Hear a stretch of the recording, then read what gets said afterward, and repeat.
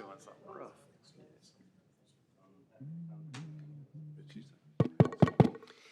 All right, it's 6 o'clock, so I'd like to call this meeting to order of the Edgefield County Council on November the 4th, 2025. Appreciate everybody being here tonight. I will note for the minutes that Dr. Kenyon is not here tonight. However, we still have a quorum of council, so we will continue on as normal. We're going to start with the invocation led by Minister Richard Gould of Riverside Church of Christ, followed by the Pledge of Allegiance. If everyone will please stand.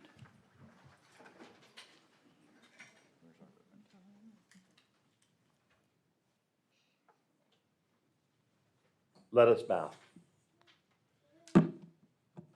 Almighty God, the source of all wisdom and the judge of all nations, we humbly bow before you this evening as the Edgefield County convenes. We acknowledge your sovereignty over all human affairs, and we ask for your guidance. We pray specifically for the men and women gathered here to lead our community. Grant them discerning hearts that King Solomon prayed for, so that they may govern your people and distinguish between right and wrong. Help them to remember the words of the prophet Micah, to act justly, to love mercy, and to walk humbly as they make the decisions that impact our lives, the lives of our neighbors.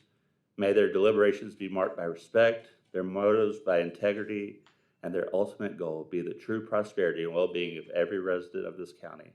And so in your precious name we pray, amen. Amen. Thank you. Please join us for the pledge. I pledge allegiance to the flag of the United States of America and to the republic for which it stands, one nation, under God, indivisible, with liberty and justice for all. Please be seated. Council, next is the approval of the agenda. I don't have any recommendations to make. Does anybody have a recommendation to make on changing the agenda? Hearing none, is there a motion to approve the agenda as presented? So moved. And Mr. Moody makes the motion. Is there a second? Second. And I'm going to say, I think Mr. Talbert second. Any discussion? Hearing none, all those in favor, please signify by raising your hand. All opposed, the motion passes unanimously. As you can see, Council, we have two sets of guest speakers tonight. First, we're going to hear from Gleams. Dr. Amika Thomas is here, so I will call her up so she can go ahead and address us. Thank you for being here. Good evening. Good evening. I'm Amika Thomas, and I'm the CEO of Gleams Human Resources Commission. So thank you all so much for the opportunity to speak to you all and just share with you a little bit about Gleams and what we do. I am happy to also have Ms. Jennifer Abercrombie with me as well. She is the Chief Operations Officer, as well as one of our board members, Ms. Louise Settles. She serves in the public sector. We have other board members as well, Ms. Dorothy Ryans, who serves the private sector, as well as Ms. Deborah Barley, who serves the low-income sector. So just a little bit about who we are.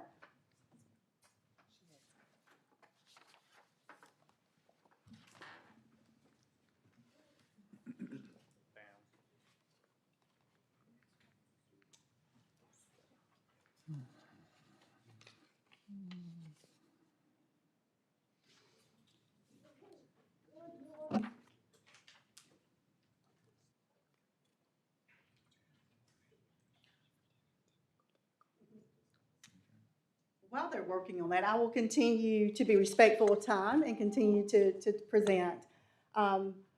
We have been serving communities and families for 59 years.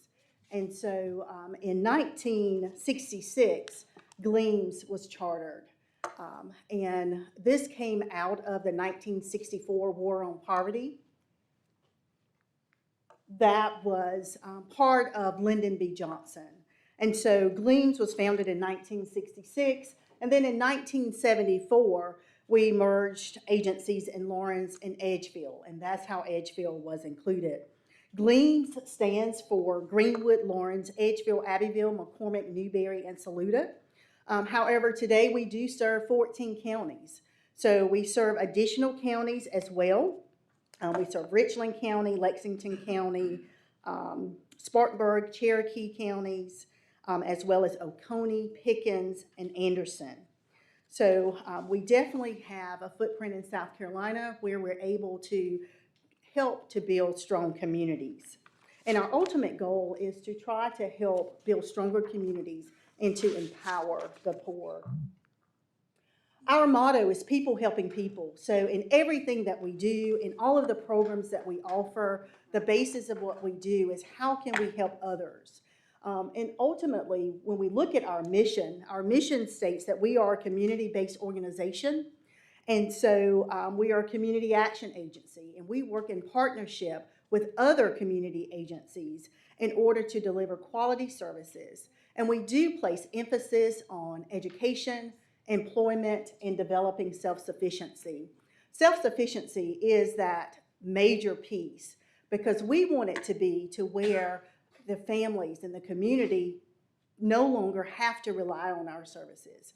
We want to provide the opportunities, we want to provide the resources, and to help them be self-sufficient. And so that's our ultimate goal. And what we do is to provide opportunities and resources so that individuals can become self-sufficient.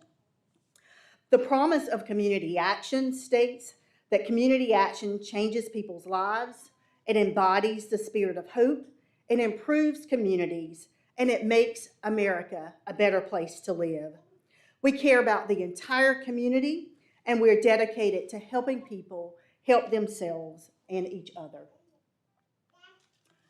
The different programs that we offer at Gleams, we have Head Start and Early Head Start.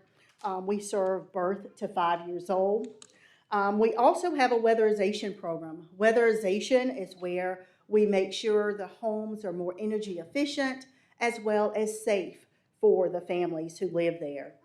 We also have our Community Services Block Grant where we offer education, rental assistance, utility assistance. We have opportunities where we provide transportation assistance as well to help those receive their driver's license. And we also have a Benjamin E. Mays historic site that is actually based in Greenwood, South Carolina. And we have people come to schools, do field trips there. Family reunion groups come to tour as well. So we provide a variety of comprehensive services designed to help low-income families develop self-sufficiency. In your folder, in your packet, you will see that there's a scorecard for Edgefield County. And this just basically gives a summary of the services that we provide right here in Edgefield County. For our Head Start, Early Head Start, and CCFP, which is our food services program for children, we serve 28 Early Head Start children. 41 Head Start children are served here in Edgefield. We provided 297 meals served and 130 oral health care and primary health care services to those children that we serve in Edgefield County. We also have a partnership with Edgefield First Steps. And for weatherization, we have an average cost per household of $6,490 that we actually put in the community for these households. And we've served 9 households, which is like a $90 per month average energy savings per household. For our Community Services Block Grant and LAHEAP, we serve 560 households for a total assistance of $448,000, $186,000. So looking at the overall community economic impact for the Edgefield County residents that are employed through Gleams, we have about 42 individuals, and the salaries and fringes that are paid to the Edgefield residents like $1.1 million, with our total expenditures in Edgefield County being $1.6 million. And this is just a testimonial from someone from Edgefield that says, after weatherization services, my energy bills dropped by 30%. Now I can afford my medications and groceries every month. So just a testimony to the impact that we do have on the families that we serve. Also in your information there, in your packet, there's an impact report. And this shows our overall impact for all of the 14 counties that we serve. So you can see that information as well. I won't necessarily go through all of that. But just so that you'll see that over 9,000 families were served through our services. And again, we serve 14 different counties, and so hopefully you'll have an opportunity just to look through that information just to see the impact that we have with the services that we do provide. Again, as I mentioned earlier, we will turn 60 years next year, and so we're very excited about that milestone. And so just looking ahead, we will have our 60th anniversary. This will actually take place on October the 8th at Newberry College. And so there will be more information to come. Hopefully you all will be able to attend. It will be an event where we will be able to share about the impact over the 60 years that we've been able to make on children and families and just trying to build stronger communities. We do have a Gleams Cares initiative, and the basis of that is that each letter in the word cares, we're looking at compassion, advocacy, respect, elevation, and service. And so in everything that we do want upward mobility for the children, for the families, and for the community. And so we do the different activities and things that we offer, services that we provide, we take to heart with our Gleams Cares initiative to make sure that we're showing compassion, that we're advocating for those in the community, we're respecting, we're elevating them to higher levels, and that we're providing the services to make their lives better. I do thank you all for the opportunity to stand before you this evening. Do you all have any questions for me at this time? Questions from council? Well, thank you for being here tonight. It's very good for us to have this update, and it's good for us to know this. So thank you for what y'all are doing. Absolutely. Thank you all so much. Thank you. Thank you. Next, council, we have three folks here from Three Rivers Solid Waste Authority. And before I introduce them, I'll remind you that I sit as our representative for Edgefield County on the Three Rivers Board. There are 9 counties, 9 representatives. I'm the one that represents us.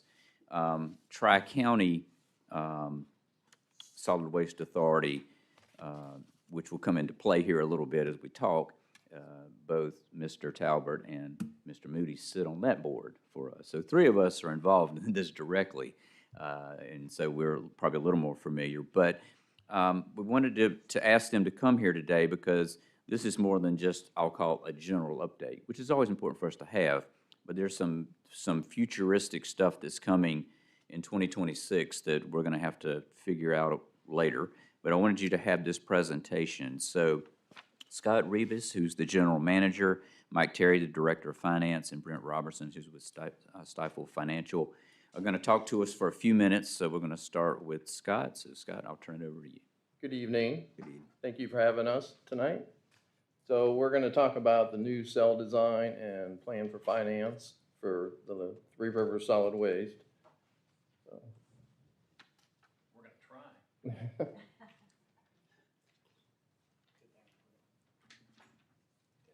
So anyhow, we'll go over a little bit of the history. There we go. Okay. So Three Rivers Solid Waste Authority was formed in 1992. And the reason the authority came together was because landfill regulations changed in 1991.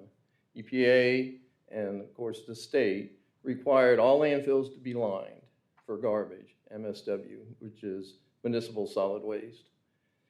So all the counties had to close their existing landfills, which basically were just holes in the ground where you threw garbage. And you had to build a lined landfill. So there were 9 counties that got together, decided to build a regional landfill at the Savannah River site instead of 9 individual landfills. So that's Three Rivers Solid Waste Authority. That's how it got started. And they worked with DOE to get permission to build out on the site. There's a board of directors with 9 members. As Dean said, Dean's the board member for Edgefield. So the landfill itself was built and opened July 1st, 1998. So it took about 5-6 years to get it built, get all the plans in place. And of course, it was on SRS property, is on SRS property. The total footprint is 1,400 acres with 280 acres permitted for waste disposal. So we have 38 million cubic yards of remaining airspace. So 38 million cubic yards that we still have the capacity to put garbage in. Now, there's only 4 landfills in South Carolina that have that capacity. We do. Greenville County, those are the 2 public landfills. Dorchester County, which is operated by Waste Management, and Union County, which is operated by Republic Services. So that's it in South Carolina, those 4 landfills that have that capacity. Now there's 2 landfills that have about half of that capacity, and that would be Lee County, which is also operated by Waste Management, and Richland County, which is operated by Waste Management. So bottom line is there's 10 counties in South Carolina out of the 46 counties, I believe, that have control of your own destiny when it comes to waste. Because all the other counties are going to be tied in with Waste Management or Republic Services, which are, of course, are private companies, and they answer to the stockholders, not the citizens of Edgefield County. So of the 280 acres, 90 acres has been built and is in use. Now those 90 acres will reach capacity in 2028. So what we're looking to do is build the next cell. Okay. We currently take 1,100 tons of garbage a day, about 330,000 tons a year, and we are the largest public landfill in South Carolina. We have 100 years of life remaining at the current rate. We have 150 landfill gas extraction wells that pull out methane gas, which is generated in the landfill, and we sell that gas. We have a pipeline that was built in 2007 and runs to Kimberly-Clark, which is on Beach Island, and they buy our gas, and we also get environmental credits through EPA. So we're selling the gas. One thing I will say about the permit, 280 acres permitted. No new landfill has been permitted, I think, in the United States in the last 10 to 15 years. So you cannot do that now. You cannot go out and get a landfill permitted. It would never pass. So the landfill space in South Carolina is getting limited. It's getting less and less and less. So we are in a great position because of the smart people back in the 90s that pulled this together. So that permit is like gold. You cannot go out and get that permit today. So now the costs for the landfill are shared by 9 counties. There's currently a tipping fee of $37.70. The state average for South Carolina is $56 a ton. That's per ton. Now there's also a transportation fee because you've got to get the garbage from the transfer station, Tri-County Transfer Station, to the landfill, and that is subsidized.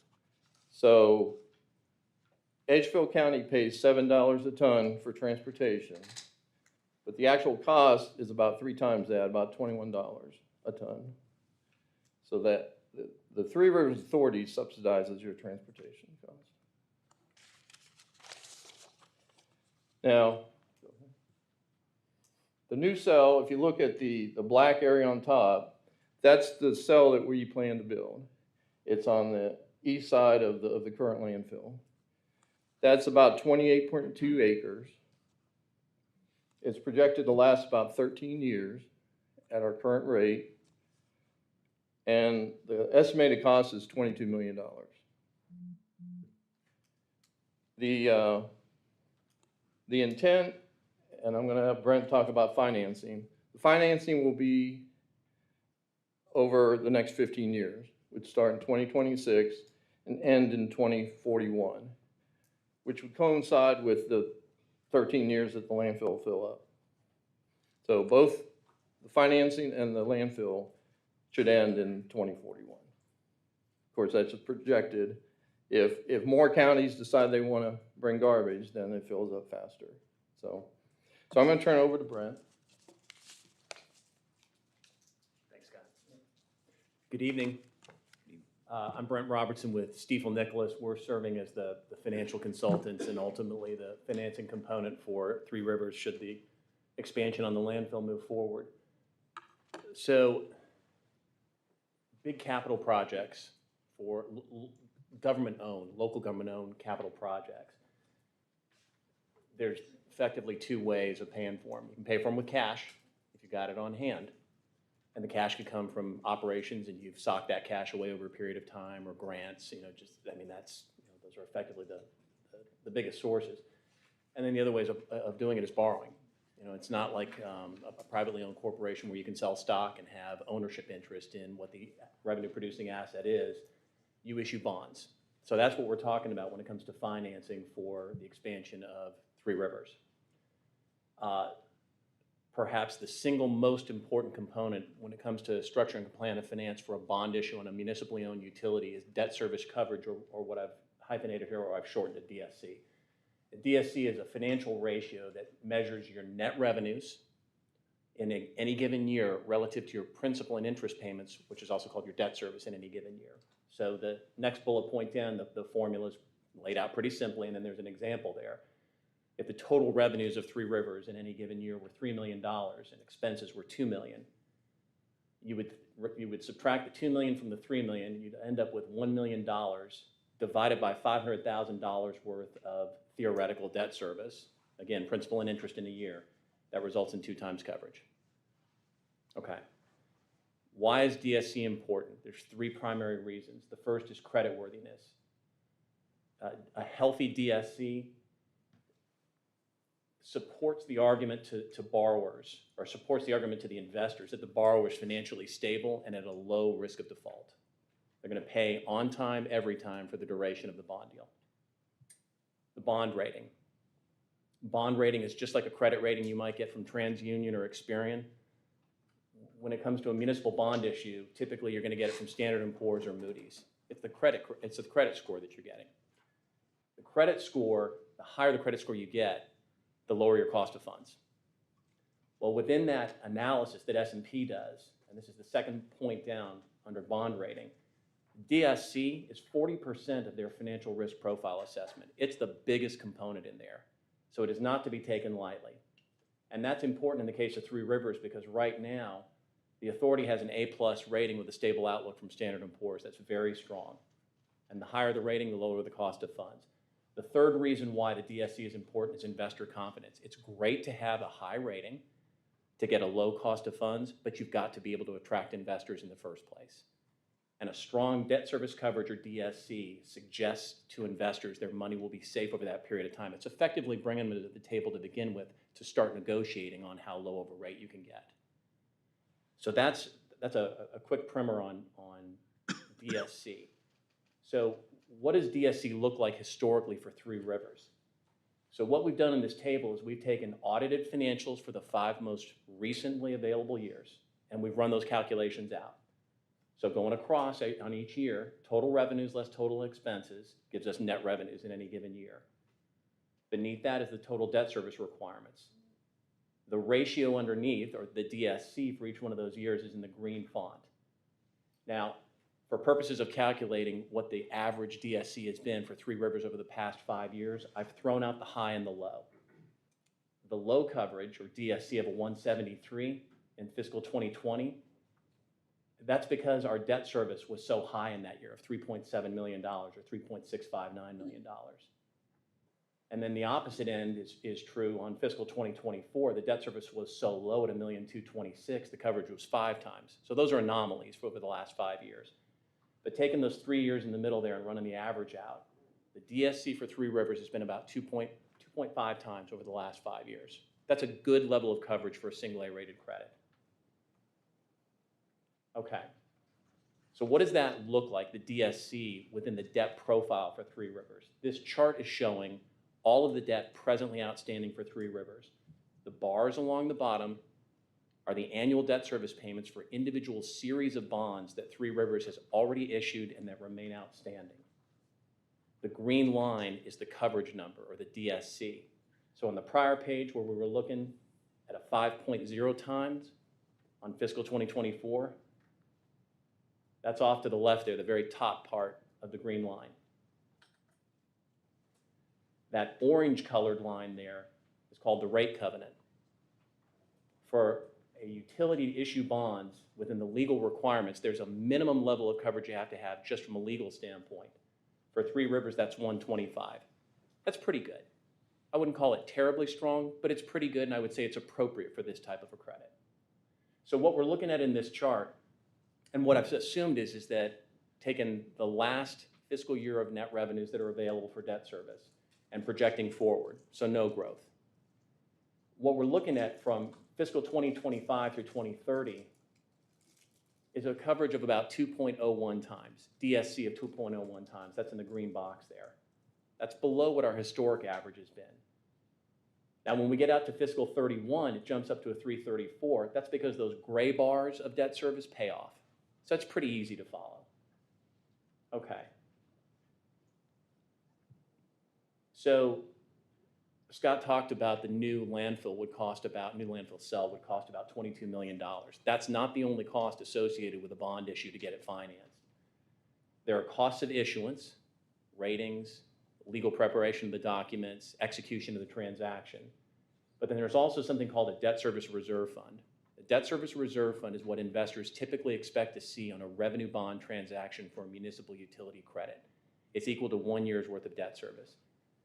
We're going to try to negotiate that out if we can, but we have to assume that it's going to be required. That debt service reserve fund would be applied towards the last year of debt service on the bonds. So it's nothing that goes to Three Rivers and it's used to build other things. It's held for the security of bondholders and ultimately for payment of bonds, if we have to have it, which for the time being, we need to assume it's going to be there.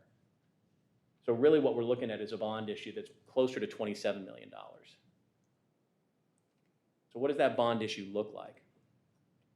So we've already got existing debt for Three Rivers, and that plays out over the next 6 to 7 years. I think it pays off in 2033, if I have it right. So what we've done is that we've taken the financing for the $27 million, the new cell, and we've put it into this chart, or this table. That's a 15-year financing, and it's wrapped around the existing debt. What we're trying to do is come up with an aggregate debt service structure that creates the lowest possible impact on all of the members of Three Rivers. So it's a deferred principal structure, and we're going to see a chart in a minute to see what that looks like. Last comment on this page, cost of funds, and I have to say this, it's subject to rate, environment. This is current market expectations, probably on the conservative side of things. My hope would be it'd be lower than that. But importantly, and Scott referenced this a moment ago, this is a 15-year financing. 2 years worth of construction on the new cell, 13 years worth of useful life. So the debt is scheduled to coincide with the sunset of the debt when the cell has actually been filled. All right, so what does that look like if we layer that new debt into the chart? Same chart we were looking at before, but now I've put on these aqua blue lines. That's the annual debt service payments of this table, now shown as bars on there. Look what that does to our coverage. So fiscal 25 and 26, 25's over, and we're in the middle of 26 right now. There is no debt service in those years, so that's why we're still at 2 times. But in fiscal 27, when the debt service first hits from the new bonds, we're down to a 141. Remember, our 5-year average is around a 250. That's a big hit to the DSC. That's uncomfortable for investors. It's uncomfortable for Standard & Poor's. It's not in line with a single A rating. Now, we do better. We get better in fiscal 31. That's when the gray bar debt service has already paid off, but we're still only at a 160. Low debt service coverage can impact the rating, which impacts the cost of funds. It can also impact whether or not we attract investors to the table to begin with. So what we've been talking about, and what's been, I believe, approved by Three Rivers Board, is some tipping fee increases.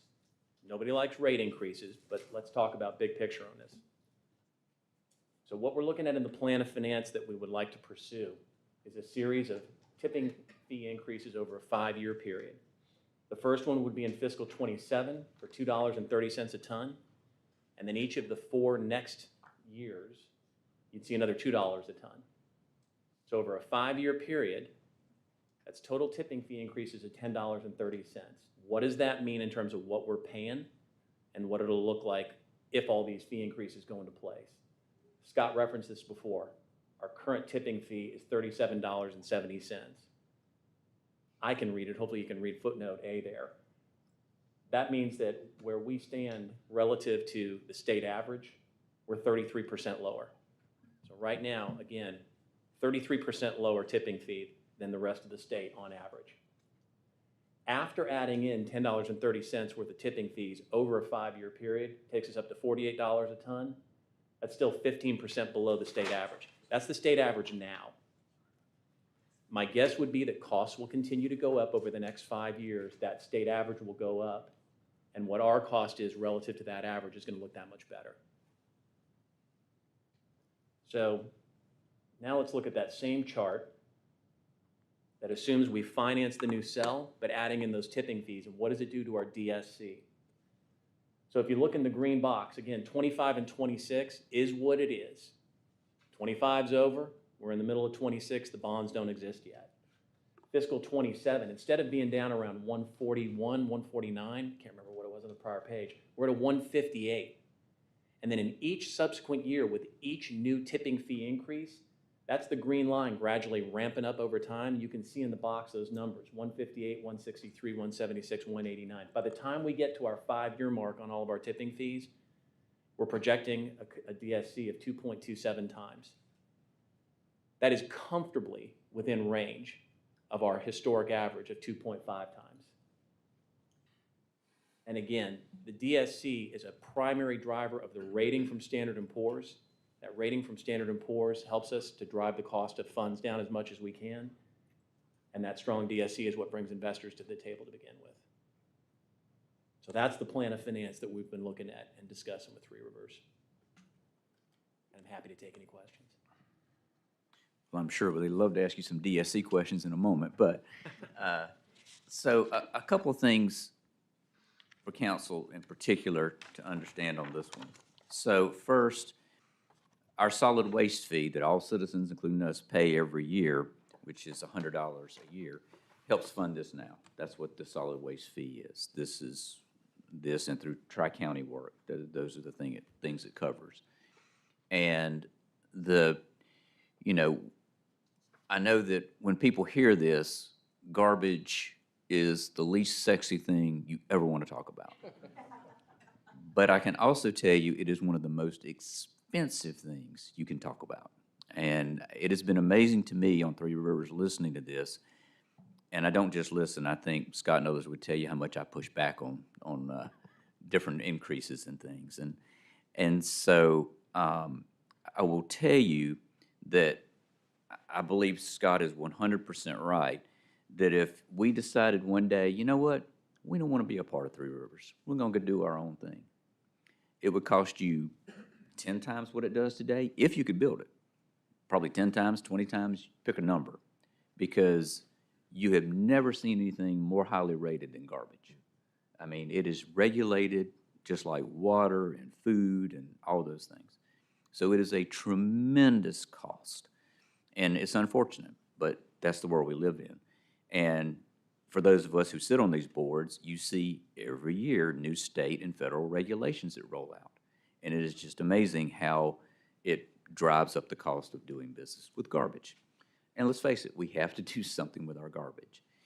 I will also say that, for council's knowledge, we'll have to take this up. Probably, I'll look at the administrator, probably in the next month or so, we'll have to have an ordinance to start working on the solid waste fee because we've got to finish it before the budget kicks in. Is that about right? I think December or January, probably January's meeting. So the staff, our staff, will be putting pencil to paper to say, what does that mean in terms of a solid waste fee increase? I don't think there's a way to avoid it because we have to build a place to put our garbage. Or to continue to place our garbage. But I will say that the position of the Three Rivers staff and the Three Rivers Board is eventually, could be 5 years, could be 10 years, could be some number in between. At some point, it's likely we'll be the only game in town in the whole state of South Carolina, maybe part of Georgia.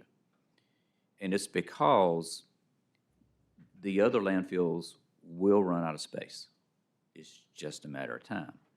We will too, but we have 100 years of space currently available. SRS is a federal facility, 310 square miles. This takes up a tiny, tiny, tiny portion of that. If the Department of Energy would let us, and I don't know any reason they wouldn't, say 50 or 100 years from now, I bet we could expand, my personal belief. Yeah. And we'd be the only game in town. Here's what that means. The board has already decided the 9 members are the 9 members, and any other county or anybody else who wants to join will come in at a much higher rate. We will not go to a higher rate. They will go to a higher rate. And so the beauty is we're on the ground floor. It costs us today, it'll cost us tomorrow, it'll cost us forever. But the point is, over time, I believe we're going to be in a much better position to handle our garbage, where other places will be struggling to handle their garbage and paying just oodles more in what they have to pay. So I want to give you all that as a little bit of a background with this, that comes with this. And so I'll ask, are there any questions for these guys from you? I just kept hearing the current growth, or are we factoring the growth that's coming that we know is already happening in the county and in the state as a whole? Or is this just currently where we are at now? You're estimated on 13 years of life. Yeah, the engineer estimates 13 years of life based on if we remain where we are, 330,000 tons a year. In reality, like Dean said, other counties at some point are gonna come to us and wanna bring garbage. So we'll probably fill it faster, Yes. but correct me if I'm wrong, I think we can pay this debt off early. Yeah, so the way, So- typically, the way that municipal bonds are structured is they have what's called a 10-year optional redemption provision. So 10 years into the financing, the authority would be able to refinance the debt without any sort of prepayment penalty. Refinance effectively means one of two things. Interest rates have gone down, it's like refinancing your mortgage, lower annual payment. Or, think about coverage. I'm gonna go back here. So on our calculation we did, $1 million over $500,000, 2 times coverage. That's $1 million worth of net revenues. From again, net revenues is after expenses have been paid. So $1 million worth of revenues, $500,000 worth of debt service. That means there's extra money left over, $500,000. The goal would be this: whether it's the 9 members trucking along and the projected rate of trash that's coming in is exactly the same. That'd be great. Probably not realistic. But as this goes along, every single year where the green line is that high, there's excess money that should be coming in. If the board, and now there's other things that can impact the cost of operations for Three Rivers. As the chairman was saying, there's federal regulations that could that could make it more expensive to operate. Well, that's a nice cushion to have that coverage in there. But to the extent that the coverage exceeds what other sort of expenses that might come online, banking that revenue, having cash on hand, when you get to that 10-year optional redemption mark, you might be able to pay the whole thing off. Pay off a portion, pay off the whole thing, that'd be great. If the landfill ends up getting used faster, trash is coming in because other counties are wanting to participate, it's filling up faster than you expect, I think logically what that means is that we should see that green line higher. There should be higher DSC because there's higher net revenues available there. Again, getting to that 10-year mark, if we bank some of that cash, we can either pay off some or all of the transactions. So it's not just a static plan of finance where the authority and the members could end up getting stuck with some debt out there, and we don't have an asset to pay it off. It's that measuring it over time and making sure that the asset's producing enough revenues And we're banking enough cash on hand so that there's a convergence of the end of the useful life of the landfill and the paying off of the debt, if we can't pay off the debt early. But if we do see, I mean, I don't think in any world, any of us think we're gonna stay flatline. We're gonna keep continuing. So let's say if we do continue, in 10 years, are we back doing this again? That's what we're looking at. Another sale, correct? Oh, yeah, I think eventually there'll be So- multiple more sales because you got more room. So in actuality, we're really thinking this is probably just a 10-year, maybe. And then we're back here again. We're going to be back here at some point, We're gonna be at back least here by back- 13 years, Yes. according to engineering Yes, studies. yes, so. yes. So, okay, that's just kind of, that's I what will- I was wondering. Had you factored in, so did the 13 represent in factored growth? Or was that factored growth would really be more on the 10-year side? We did not really factor growth per se, as far as the length of the landfill cell. But what I will say is, as you bring more tonnage in, it's the economy of scale at the landfill. So we currently get about 1,100 tons a day. I could run this landfill at about 2,000 tons a day with the same people and the same equipment.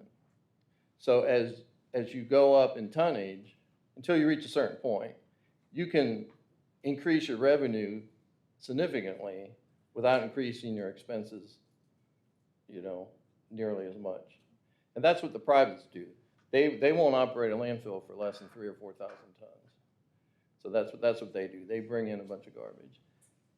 So bottom line is, I think over time, we will see more revenue and we will see a much higher line and be able to use that extra revenue to pay off the debt. Yeah, I think you're asking a great question, and it's the right question to be asking. The presentation that you're seeing here, that's what I show to Standard & Poor's and investors. What they like to see is, well, what if the growth didn't come?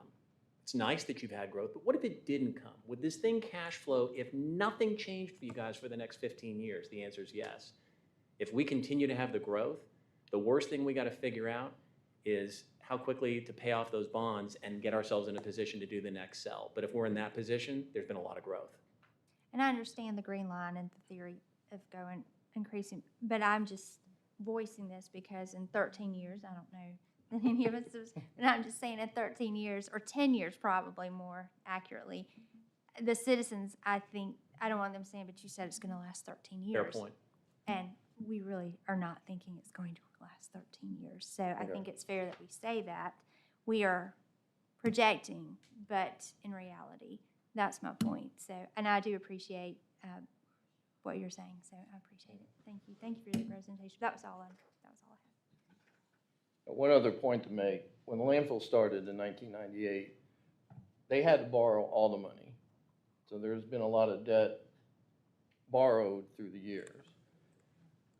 Our goal really is to start saving money so that when the next sale comes around, we're not having to borrow 22 million. We may have, some amount, 10 million, whatever, in the bank, so we won't have to borrow as much. In a perfect world, the revenue coming in now will pay for the next sale. In a perfect world. And we But the build goal it, is to borrow less and less over time. and we have to build it when we need it. I mean, that's just the way garbage works. You only build a cell at a time because they're so expensive. Right. You have to build them as Right. you need them. Any other questions? I'm sure some people are wondering when that $100 is going to go up and how much it's going to go up. Well, the committee, myself and Mr. Talbot are on, which is the Tri-County, which is the 3 counties, Saluda, McCormick, and where we take the trash to y'all. And so we make a budget ourselves also. We have expenses out there. Also, so what we do is we get a budget together before our budget meets, and we give it to the administrator. So won't know exactly until we run the numbers through our committee and come back with what it's going to cost us. Because like Dean said, trash is not free. So then we'll work at it within our budget, and so we won't really have a number until March, April. January. Okay. That's how the process works. So you heard numbers from them, we run their numbers through our committee, and then we come up with our budget, and then we send it to each county, and then they determine how much to total. It might go 105, it could, who knows? So Thank y'all. We definitely appreciate you all. Thank you. Thank you very much. All right. Thank you. Yeah. Thanks, guys. Appreciate that. Thank you. All right, council, that ends our guest speakers. Next on the agenda is the approval of the minutes. I'll take them one at a time. The first one's the September 2nd, 2025 regular meeting minutes. Any questions or comments on those minutes? Hearing none, is there a motion to approve those minutes? So moved. Second. All right, Ms. Ireland makes the motion and Mr. Talbot seconds. Any discussion? Hearing none, all those in favor, please signify by raising your hand. All opposed, motion passes unanimously. Next is the October 7th, 2025 regular meeting minutes. Any questions or comments on those minutes? Hearing none, I'll be happy to make the motion to approve those. Is there a second? Second. Mr. Moody seconds. Any discussion? Hearing none, all those in favor, please signify by raising your hand. All opposed, motion passes unanimously. Next is our comments from the public. So we got a lot of people here, so let me explain how this is going to work. It says, you see, agenda items other than public hearing matters. So what that means is, we have 3 items under public hearing. If you're here to speak on any of those 3 items, you don't speak in the public comment period here, you wait till the public hearing in just about a minute. And so you're going to comment only on items on the agenda. So that would mean the 2 items of new business. That's all there is to comment on, because the others are public hearing. So, with that, did anybody sign up for the first public comment period?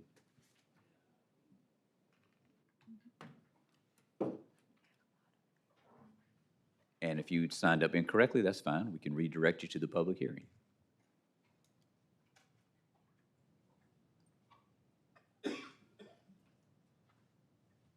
Okay, Timothy Green, looks like this, the water runoffs, I'm assuming that's one of the public hearings? Okay, so you want to wait till the public hearing, right? Okay. Jessica, I don't have a last name. Ordinance 001, that's public hearing? Yeah, I did on the in front of it. Right. Okay, Randy, I think you're on the ordinance 001. So you're in public hearing. So you're the public hearing. Jeff Hutto, same ordinance with the first public hearing, so that's the public hearing, that's not this.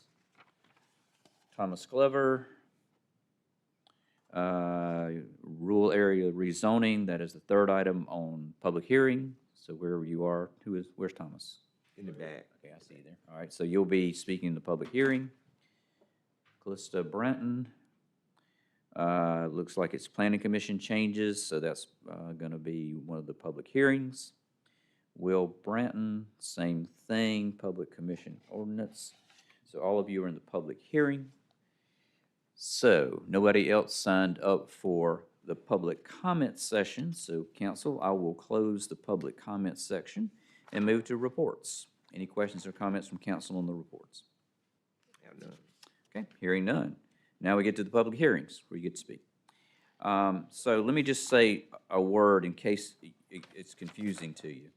So for those to make sure you're speaking at the right time, the first public hearing, you'll notice, matches up with number 1, old business. The second public hearing matches up with number 2, old business. And public hearing number 3 matches up with number 3, old business. So that way, if you're confused about what you're talking about, items 1, 2, and 3 in old business give you a little more explanation in case there is some confusion.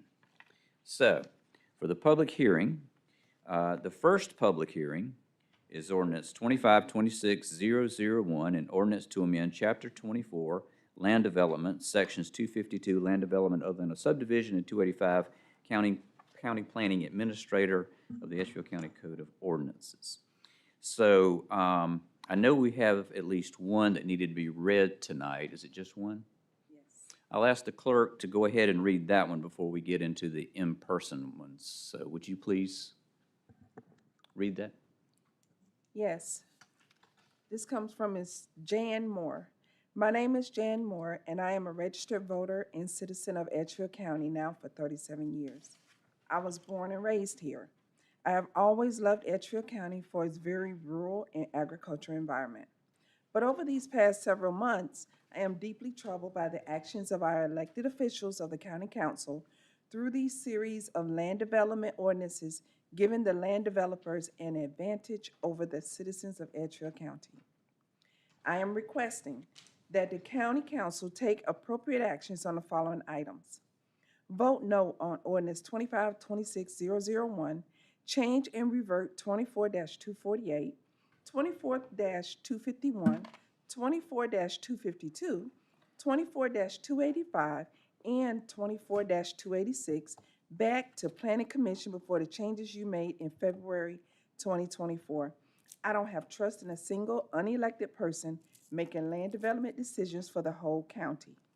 I want elected officials that I voted for to appoint qualified commissioners. You are putting- Let me stop you there. I'm sorry, let me interrupt. May I see that? Yes, sir. Will you show me where you are in the reading? Yes, sir. Right here. First one, and number one, 3 sentences down. Continue reading, and then let me take it at number 2. Okay. You are putting the citizens of Edgefield County at a great disadvantage by only allowing us one chance towards the very end of the development process to speak to the county regarding on land development applications. Your communication to the public is horrible. So horrible it seems to be done on purpose. I have no confidence in your ability to even let us know there is a pending application for public comment. And then on this one, from Jan Moore, the next one, number 2, we will not read because it is out of order. And I want to make this as clear as I can make it to every single one of you here. This is a character assassination under number 2, merely calling out people and trying to make them look like criminals. And we're not going to do that. So let me be very, very clear with you tonight. If you get up here and start assassinating the Planning Commission or us, and I'm talking about if you want to say we're doing a bad job, that's great. You can say those things. But if you go into character assassination, I will call you out of order, you will sit down, and you will not speak again in that public hearing. Now, I want to make that clear. You must address the ordinance. Each public hearing is about the ordinance. If you can't do that, then you need to stay seated tonight because I will sit you down. Is everybody clear on that? Are there any questions before I sit down? Okay, as long as we're all clear, that's the way this is going to be run. You will not deviate from the ordinance. Stay the course. We want to hear what you have to say. We don't want to hear any character assassination. That doesn't help the ordinance. It doesn't help us figure out how to do better for you. So let's go. I'm not going to call you up in the order you signed up. I'll let you decide how you want to come up. So the first person who'd like to come up to speak on ordinance 25-26001, the floor is open.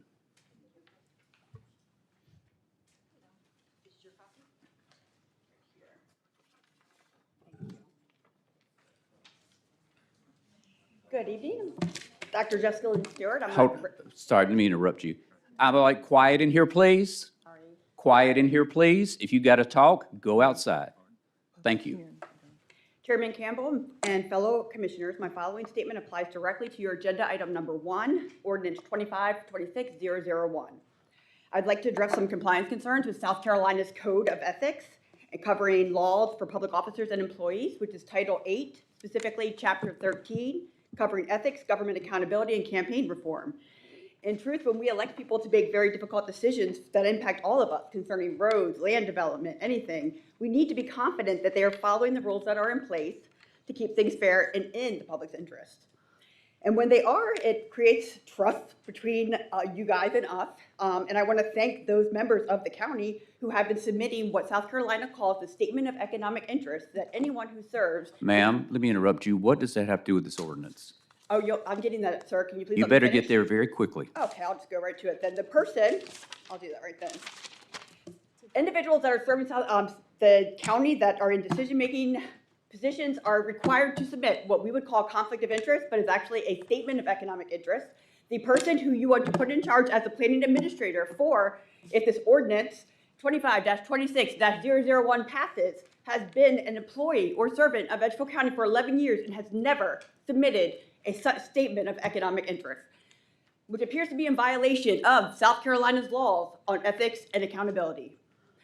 So, in order not to be cut off again and to just go on, I'd like to say that Mr. Clark is the same person, the same public official, is going to be replaced by the Planning Commission as an administrator. And I strongly request that the County Council vote no on these changes to acknowledge the concerns our community has had. Ma'am, the I lack don't of transparency. understand how this has to do Well, with Mr. the Campbell, you ordinance. also have not submitted your 2025 Statement of Economic Interest for 2024. In fact, since you announced your candidacy for this year, you have not submitted that. That's not character assassination. Those are facts, sir. Ma'am, you are wrong, and I can prove it. Okay, well then please. So do I'm not arguing with you. Okay. You are going to And I sit wanna down in thank- 5 seconds if you can't tell me, because this is character assassination, It's and not I'm not character going to have it. The county is attempting to give one person control of a lot of decision-making power, and that person is not compliant with South Carolina's laws on ethics. How is that character assassination, sir? Ma'am, you can sit down. You are now out of order. I'll take the next person, please.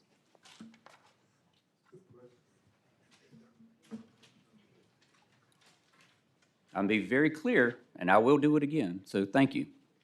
Please, My go name's ahead. Timothy Green. Yes. And I'm here about, I got some land on Sable Lane, and I got a letter from y'all saying it was, like 50 foot of agricultural zoning.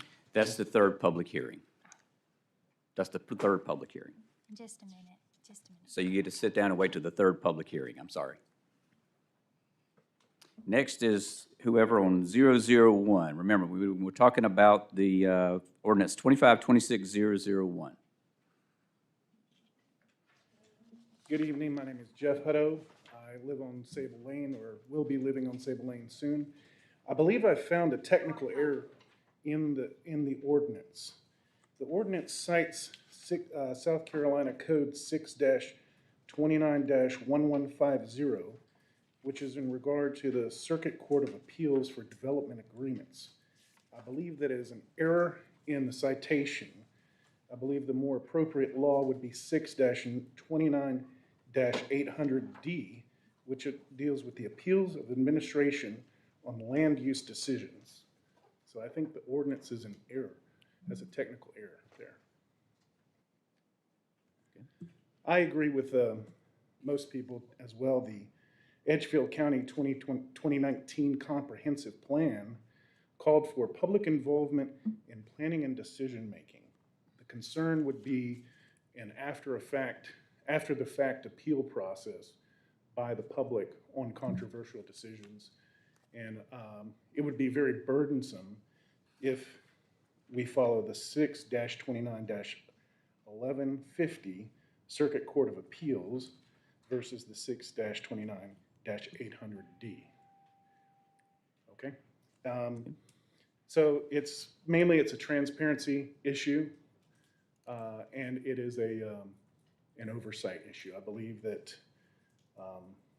the new structure keeps the appearance of transparency, but removes the substance of accountability. Thank you. Okay, thank you. Next for this ordinance, 001.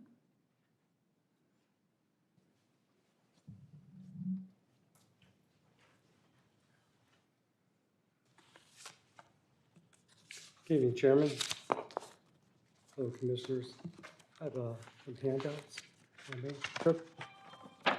And I should have said this earlier, please make sure you introduce yourself for the record, for everybody.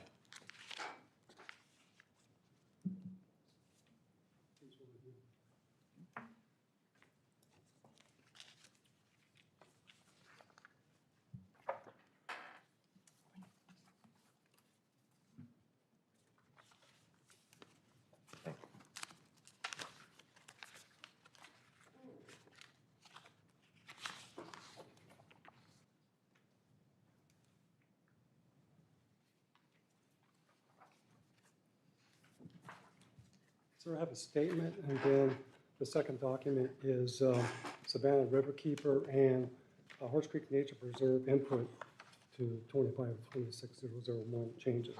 Those changes are in color.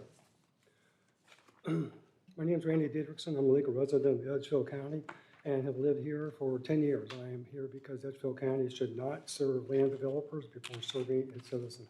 ordinance 25-26-001, and February 2024 changes to 24, 248, 251, 252, 285, and 286 for the planning administrator to make decisions on land development applications, fast tracks to developers, not the public.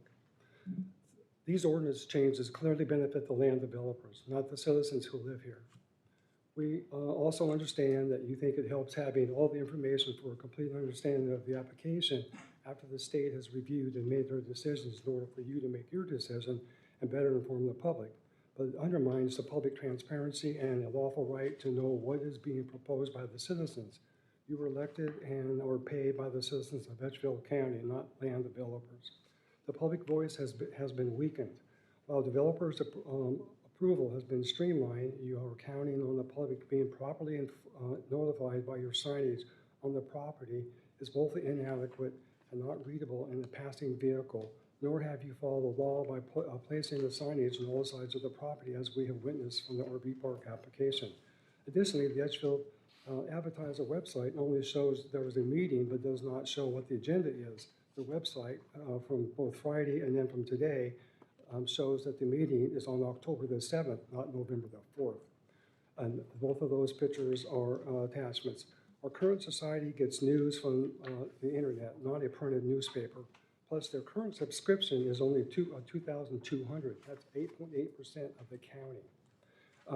Yet Lexington, Aiken, and Greenville have a Facebook page, and so does our Edgefield County Sheriff's Department. Why not the county council for the respective counties?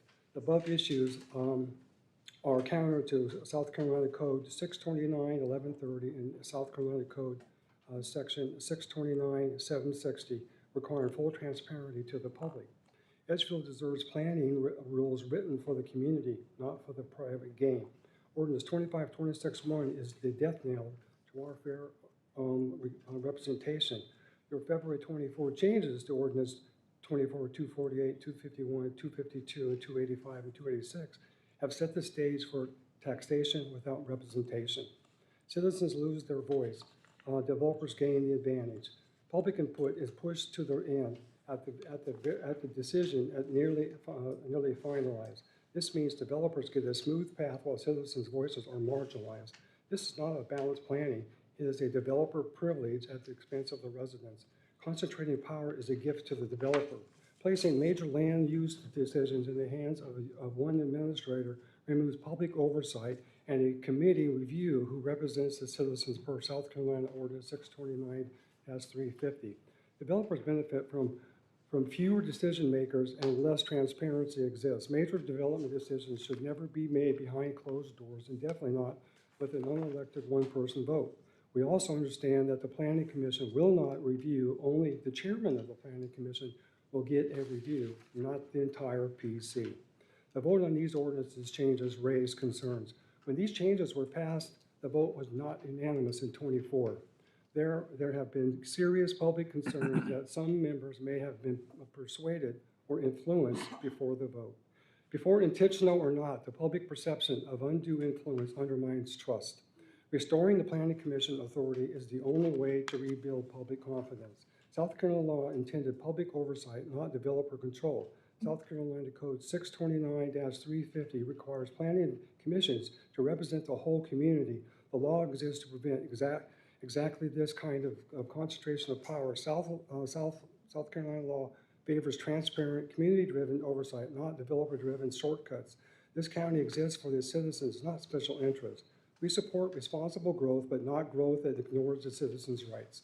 No ordinance should be written to appease lawsuits or powerful private interests. Our leaders must protect the public, not to bow to the developer pressure. Our ask, vote on 24, 25, 26, 001 and vote no on the ordinance 25, 26, 01. Reverse the February 24 changes to ordinance 248, 251, 252, 285, and 286 made in February 24. Restore the Planning Commission authority over a major development. Ensure citizens, not developers, are prioritized in Edgefield County's future. Sir, that's my statement. Thank you very much for the time. Okay, thank you. Next. Good evening, council members. My name is Will Branton from 110 Brownmuck Road for 26 years. I'm a veteran, a concerned citizen, and active voter. Okay. Over the last year, our community has watched changes unfold in our land development ordinances that quietly shifted significant power away from the Planning Commission, a diverse body created by state law to represent the interests of our entire county and its citizens. Okay. And it's concentrated this in the hands of a single individual, the planning administrator.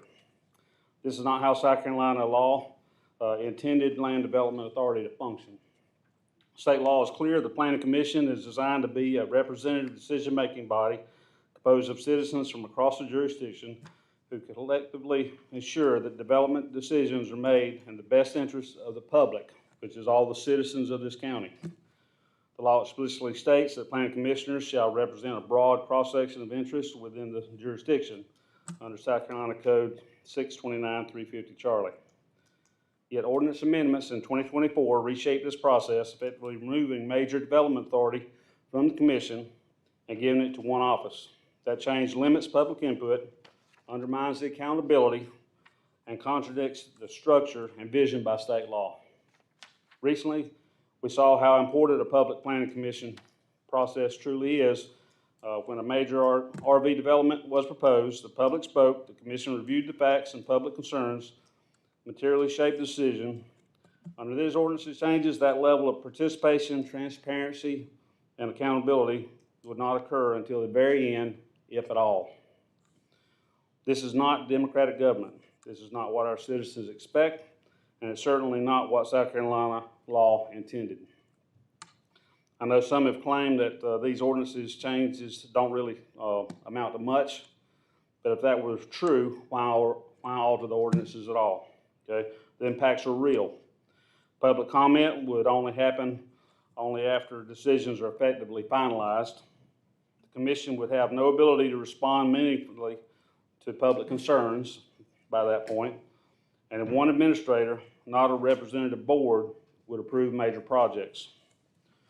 This structure is not the norm in South Carolina, and it reduces public oversight in matters that directly affect our land, water, traffic, and quality of life.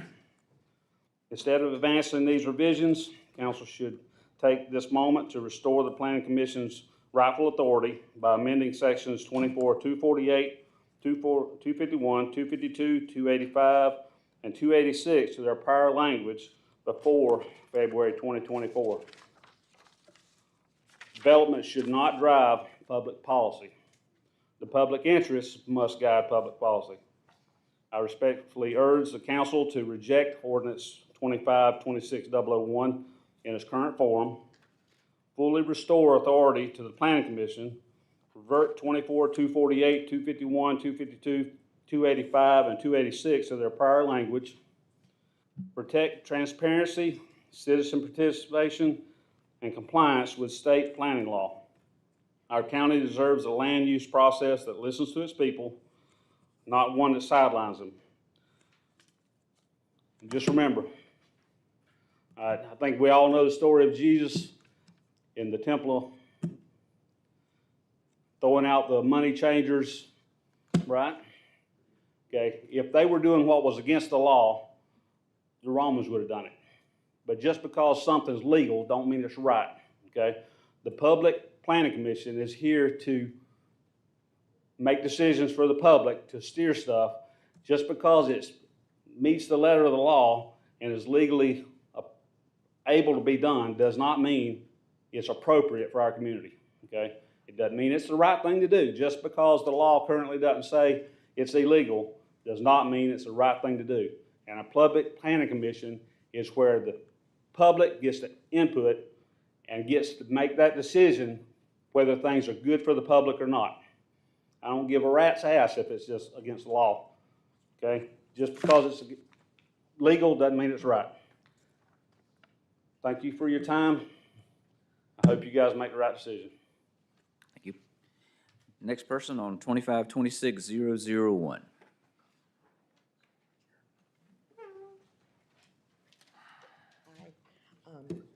I gave my written statement there, but my name is Krista Brand. I'm here to protect public voice and follow state law. I live at 110 Brim Oak Road.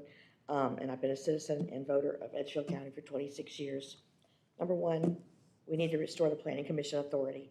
The Planning Commission is required by state Carolina law to represent the public in the land use developments and decisions. One person should not hold the power to approve major development projects.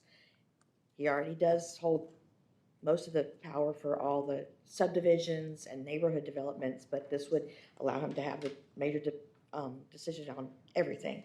Please restore the authority back to the Planning Commission where it belongs. Protect the public voice. The public deserves more than one chance to speak on development, not just at the end. Citizens must be heard early and fully before decisions are effectively made. Community input should never be reduced or bypassed, even if we don't agree with what the citizens have to say. State law is clear that South Carolina 6-29-350C says planning commissioners must represent a broad cross-section of the community. That means a board, not one administrator, is supposed to review major developments. Let's follow state law and democratic process. February 2024 ordinance changes were wrong. The 2024 changes shifted power away from the Planning Commission. Those changes were made out of fear of lawsuits, not in the public's interest. We must reverse them and restore a lawful, fair process. Don't silence the community. Development affects traffic, water, safety, schools, and our rural character. We deserve a transparent process where concerns can be heard and acted on. No one should be able to approve major projects without public oversight. This isn't anti-growth, it's pro-good government. We support responsible growth that protects quality of life and property values. A strong planning commission ensures development is fair, lawful, and smart. Restoring proper authority helps developers and citizens, not just one side. And along with that, we need to address, with all this growth, are we addressing all the other issues like, do we have enough water, sewer, public safety, EMS, schools, all of that? A lot of times I think the development's going, oh, let's get all this stuff here, and then later on we're having to scurry to get the EMS services or the police department or the fire services available. Please vote no on weakening the public oversight. Correct their mistake and restore the Planning Commission authority. Fix ordinances 24-248, 24-251, 24-252, 24-285, and 24-286 back to the pre-February 2024 language, please. Please restore the Planning Commission's lawful authority. Let the people, not just one administrator, please, have a voice in our future. Thank you for your time. Thank you. Next person who'd like to speak on ordinance 2526-001.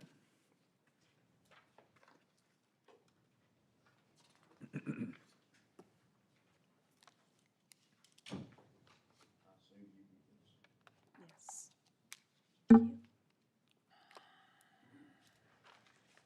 My name is Juan Jimenez. I live on 46 Bass Terrace, been there for 33 years. I'm here because Edgefield County belongs to its people, not to the developers. Ordinance 25-26-001 threatens fair representation. Ordinance 25-26001 is the death knell to our fair representation. When you strip authority from the Planning Commission in February of 2024 by changing ordinances 24-248, 251, 252, 285, and 286, you set the stage for taxation without proper representation in Edgefield County. We elect leaders and appoint a planning commission to represent us, not to be bypassed. These changes benefit developers, not citizens. These ordinances make development faster and easier for developers while citizens lose oversight. The public deserves planning decisions driven by community interest, not developer convenience. Public vote was reduced and public notice laws not consistently followed.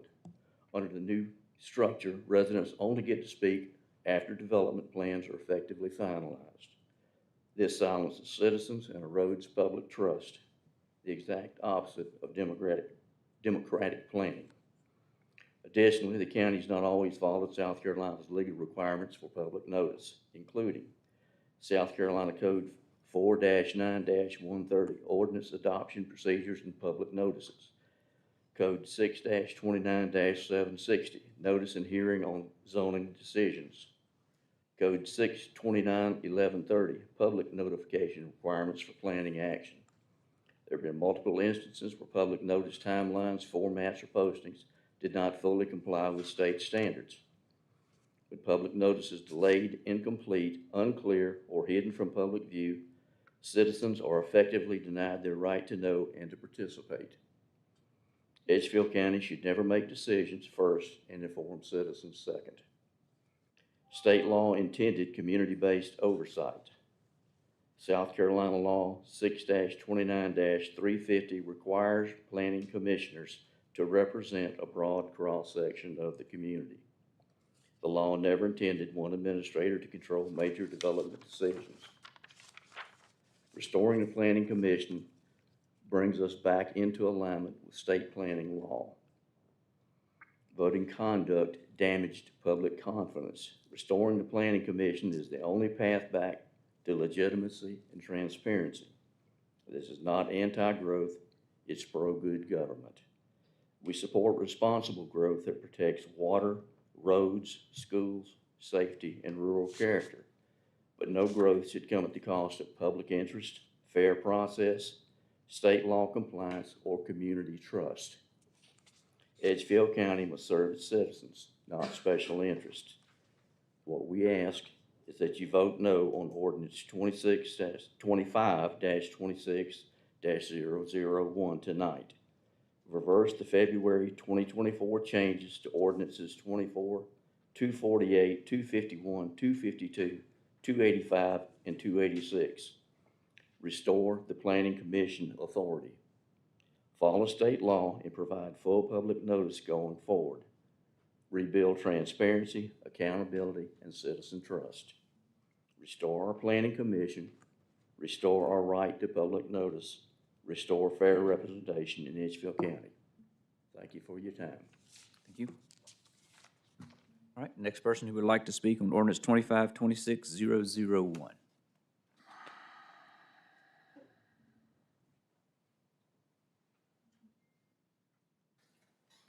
Nobody else wants to speak on ordinance 25-26-001?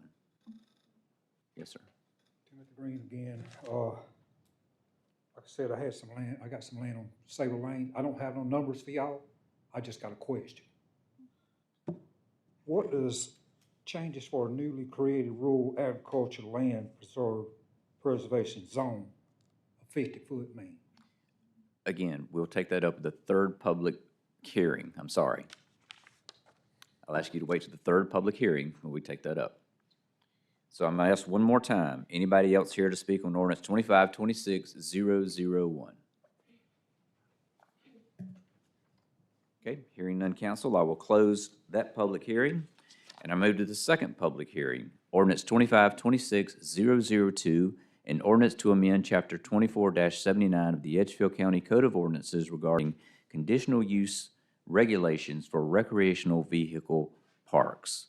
And again, as I said earlier, this would equate to number 2 under old business if you're looking for a little explanation there about the RV park. Is there anyone here to speak in this public hearing on ordinance number 25-26-002?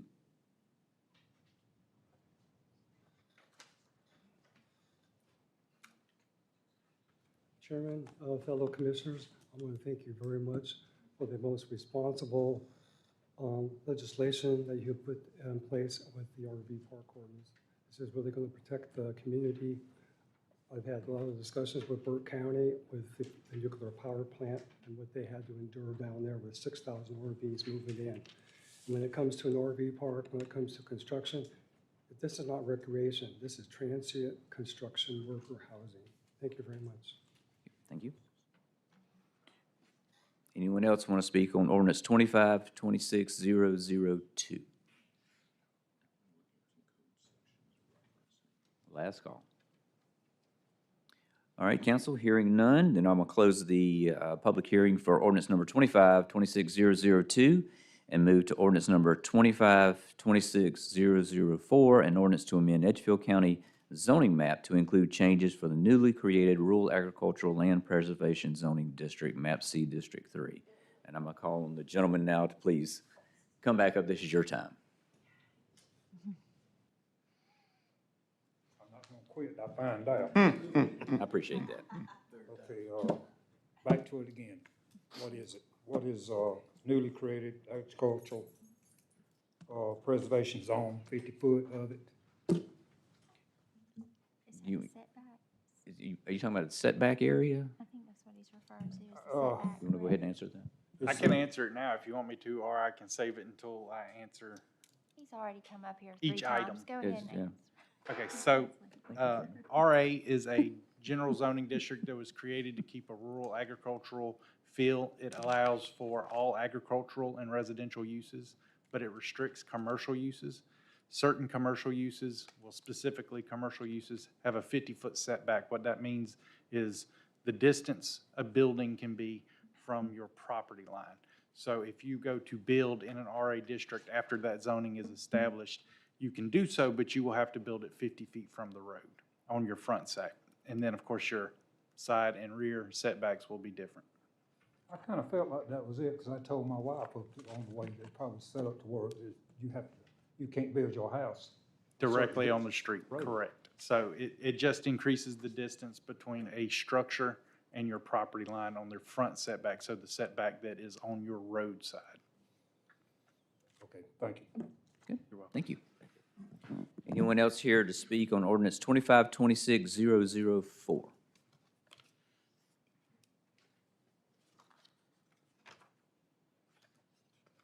Yes, sir. Hey, good evening. How y'all doing? All right, so my name is Thomas Glover. Come to speak on the ordinance. Of course, I got the letter that Name? I'm my sorry. name is Thomas Okay. Glover. Sorry. I've been a resident of Edgefield County for 43 years.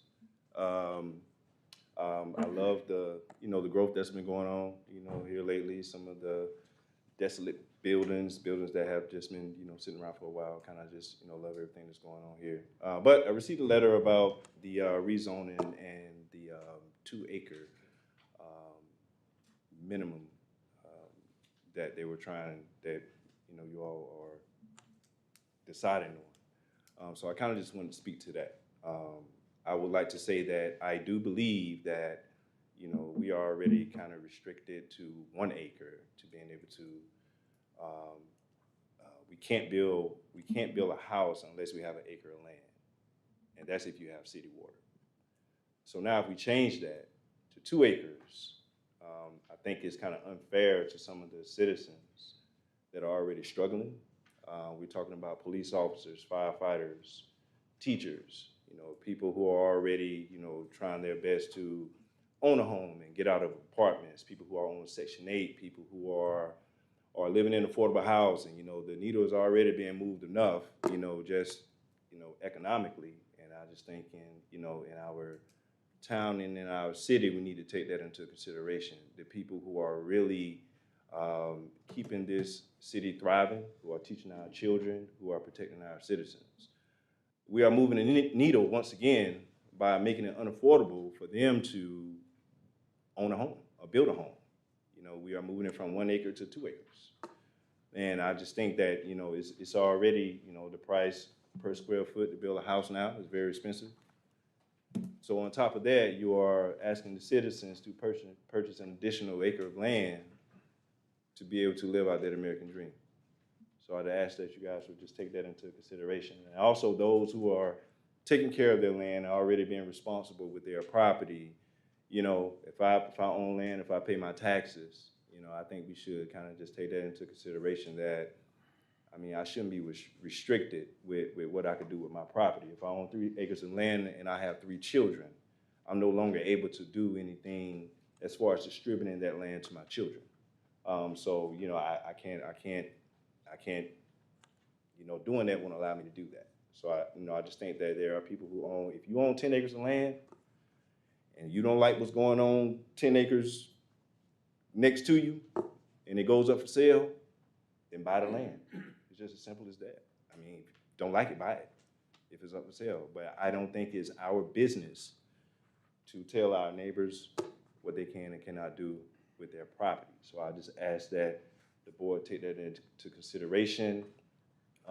There are a lot of people who are, trying to get out of apartments, like I said, look for houses. And there are some development that's already in play, with 1 acre lots, and I hope that would get grandfathered and, be considered for some of the stuff that's already going on in our rural areas. And, I think an acre of land is reasonable.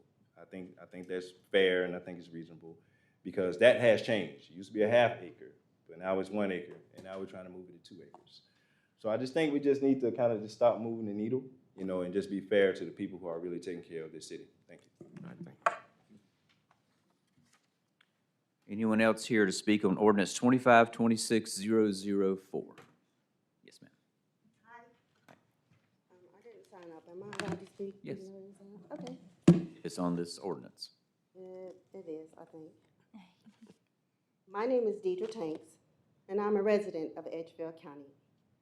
I am here to respectfully voice my opposition to the proposed change, increasing the minimum acreage required to build a single-family home from 1 acre to 2. While I understand the intent may not be to control the growth or to maintain the rural character of our community, this change would have far-reaching negative effects socially, economically, and environmentally that I urge the council to consider carefully. This proposal reduces housing accessibility and affordability. Doubling the land requirement will significantly increase the cost for individuals and families to purchase property and build homes. It effectively prices our first-time homebuyers or young families trying to get their start, hardworking families who want to build a home on their own, and seniors who may wish to downsize but stay within the community they've invested in for many years. As property values rise, we risk creating a community that is only accessible to a limited, higher income segment of the population. Also, the proposal reduces property rights by limiting how landowners can responsibly develop a subdivision on their property. Many residents purchase land under the current 1 acre rule and can see the value and flexibility of their property decrease in this change if this change is approved. Landowners who responsibly manage their property should not be burdened by unnecessary restrictions that reduce how their land can be used or passed on to future generations. In short, increasing the minimum acreage requirement does not solve the challenges our county faces. It shifts the burden onto residents, limits opportunity, and could ultimately hurt the very character and diversity we're trying to protect. Everyone here wants to protect the character of our county, but that doesn't mean closing the door on responsible growth. A 1 acre minimum already balances space, privacy, and environmental protection. Moving to 2 acres does not solve problems. It simply makes housing less affordable and burdens landowners. I respectfully ask that the council to reconsider the proposal and instead focus on solutions that promote affordability, efficiency, and balanced growth while preserving the integrity of our community. Thank you. Anyone else here would like to speak to ordinance 2526-004? My name's Will Branton of 110 Brimmuck Road, Trenton, South Carolina. I just have a question. This proposed 2 acre minimum to build a house, does it apply to subdivisions, new subdivisions? So we'll take that up when we get to the ordinance. We'll take up that question. Okay. Anybody else here to speak to ordinance 2526-004? I just have a question also about this 2 acre requirement. Is that grandfathered in if we already have a permit to construct with half acre lots over the years? My name is William Q. New Living Way Church in Trenton, South Carolina, 3315 Highway 19 in Trenton. And we already had a permit to construct half acre lots that our engineer drew up. Will this new requirement be applied to us? We will take that up when we get to the ordinance in a moment. We'll let you know. You stay around a minute or two. Anybody else here to speak on ordinance 2526-004? Last call. Okay, council, hearing none, I will close the public hearing for that ordinance, which means there are no more items to discuss in the public hearing. We'll move to old business. Number one under new business is consideration of approval of third reading of ordinance 25-26001, an ordinance to amend Chapter 24 Land Development Sections 252 Land Development other than a subdivision and 285 County Planning Administrator of the Edgefield County Code of Ordinances. So the first thing I'm going to do, council, is ask the administrator and assistant administrator if they would like to address any comments and questions that they heard related to this ordinance first. Thank you, Chairman.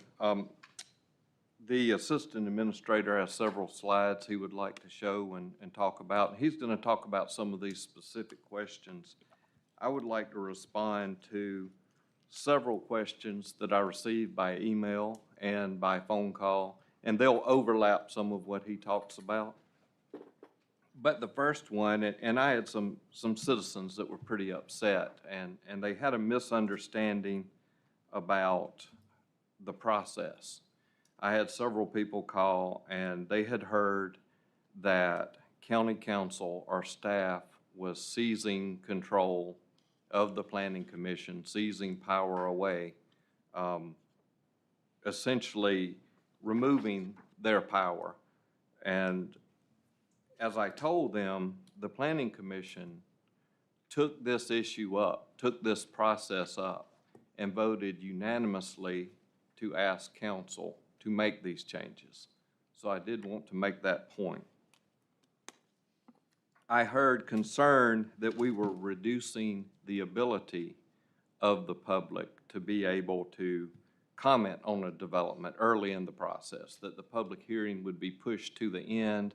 By then, it might be too late. Well, the Planning Commission in their last meeting voted to request that council amend this ordinance to add a public comment period during the preliminary hearing, and that would be well in advance of the final hearing where the public hearing is held. So this would add an additional opportunity for the public to comment beyond what we have right now. So that is important, and of course, we agree with that. We want to hear from the public, and we will be asking council to amend the ordinance in just a moment. The other thing, the big complaint was that the Planning Commission would be stripped of all power and they would become an advisory board. And this is the big one. Everyone I talked to had this belief.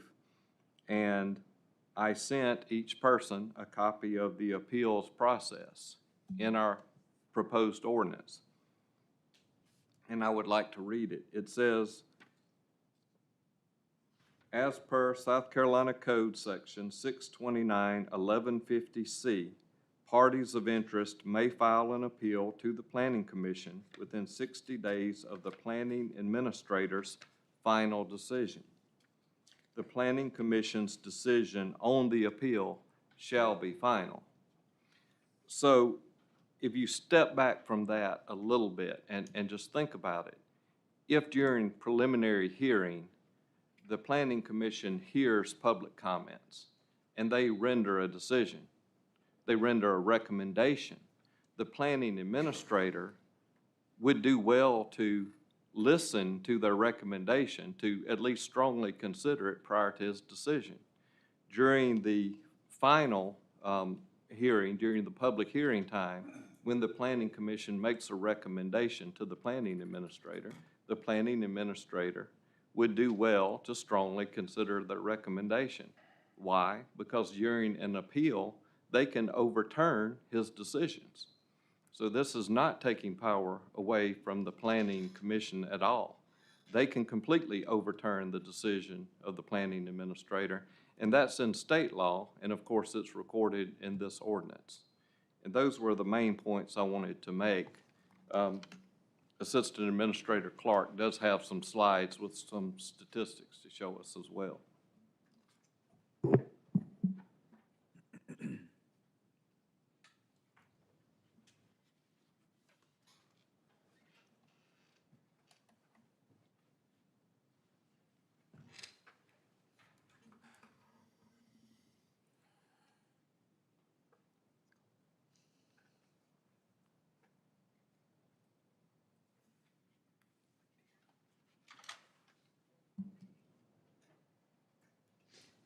So before I address any specific points, I just want to go over this because this seems to be where a lot of the confusion is.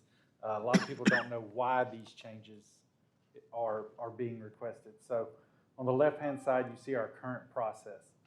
Basically, an applicant comes in to my office, they make a application. I have 30 days to get that advertised and in front of the PC. The PC holds a public hearing and a preliminary vote.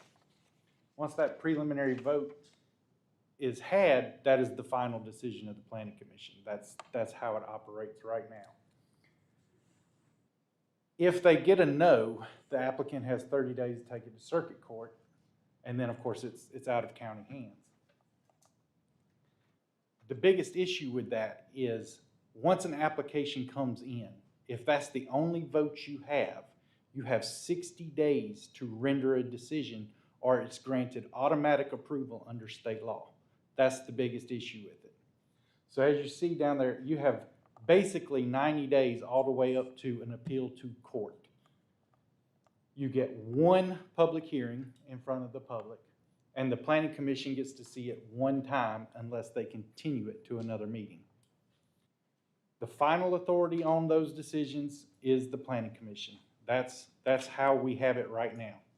The proposed changes that you're looking at it changes it a little bit. The application for land development still comes to us. We still have to review it, and we still have to forward it to the PC. This first part of the process, however, is preliminary only. So it's a preliminary application. It is not an application for final approval because it's not the only application we will receive. So it splits into a preliminary and a final with a potential appeal.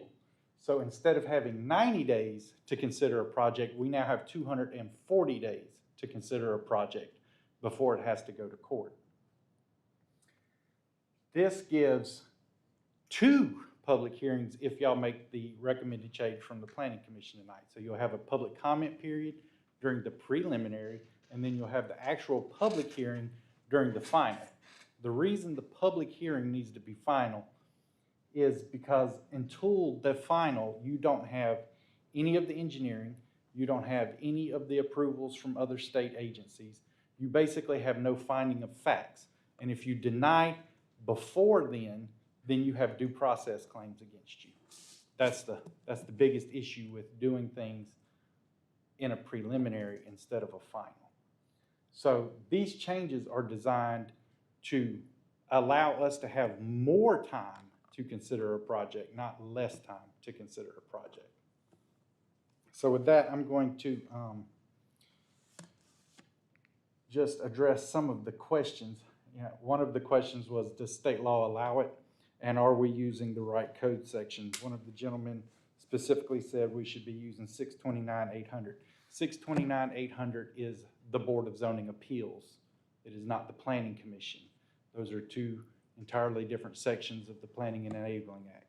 The Board of Zoning Appeals has its own specific powers related to zone questions. So if I say you can't do that there because it requires 2 acres and you only have 1 acre and you appeal my decision, that appeal does not go to the Planning Commission.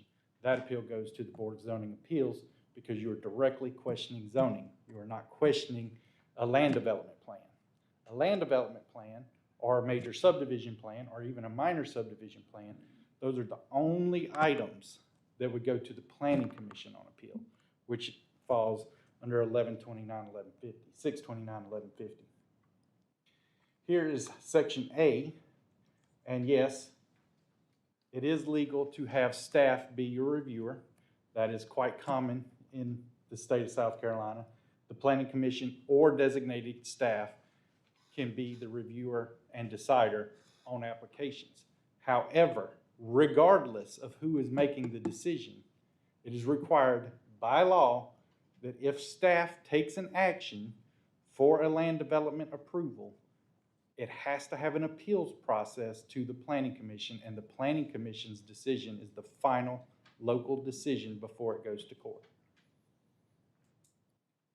And as for how common it is in the state of South Carolina, I took the opportunity to look up every land development application process for all 46 counties in the state of South Carolina, just so that y'all would have that information, and I have copies of that for you.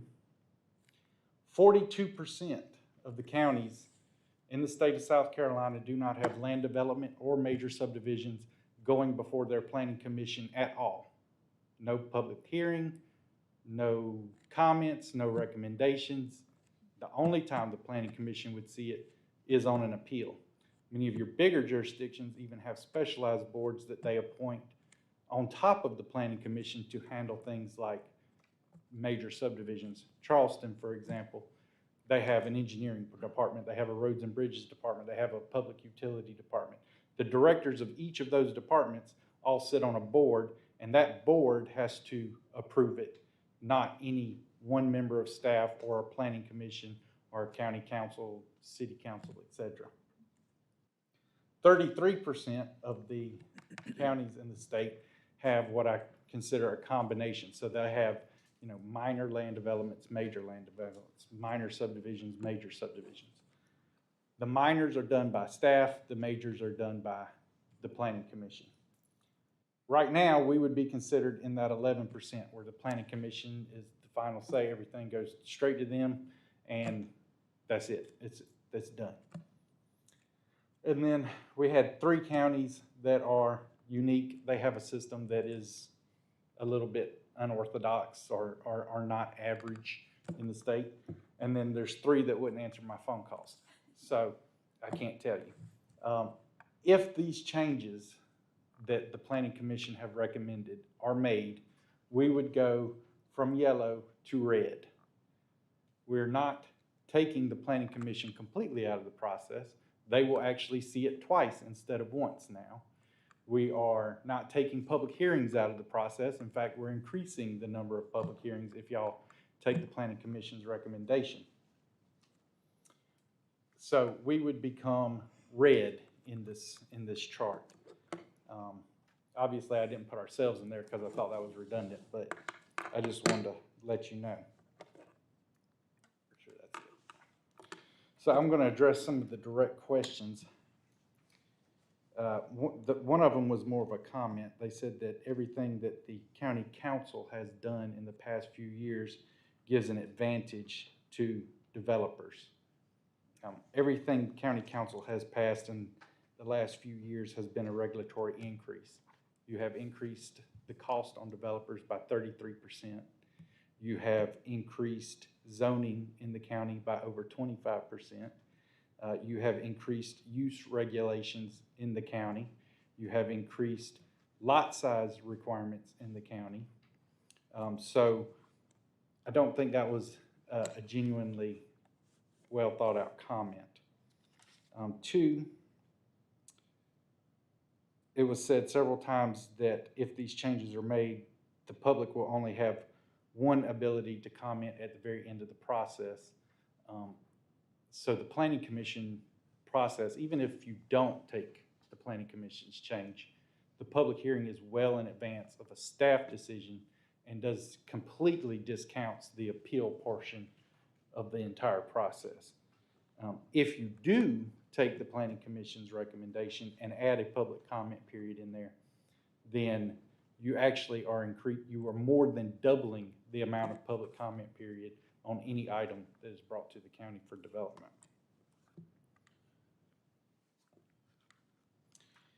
One gentleman said that the final only will be going to the chairman. That is our current process, not the proposed process. Currently, after a preliminary, if a final plat comes in and it precisely matches what was approved in the preliminary, then it does not go back to the Planning Commission. It is signed by the chairman and is stamped Planning Commission approved. If there are significant changes, then of course it has to go back to the Planning Commission. These changes that you see before you, they ensure by splitting the application into 2 separate applications, you have a preliminary process and you have a final process. So that guarantees that the entire Planning Commission will see every development at least 2 times. And then, if a party of interest feels that staff has made an error in its decision, then that will put it in front of the Planning Commission a third time.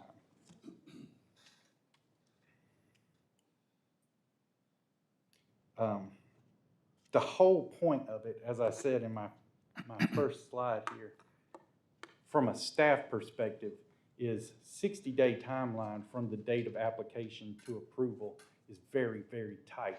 It is hard to get everything that you need for staff and to be able to explain all of that to planning commissioners within that 60-day timeline. And we have to keep that 60-day timeline under our current ordinance because state law says they get automatically approved if we step out of that. So splitting it into two separate processes greatly increases the amount of time we have to consider, and that is the main purpose of these changes.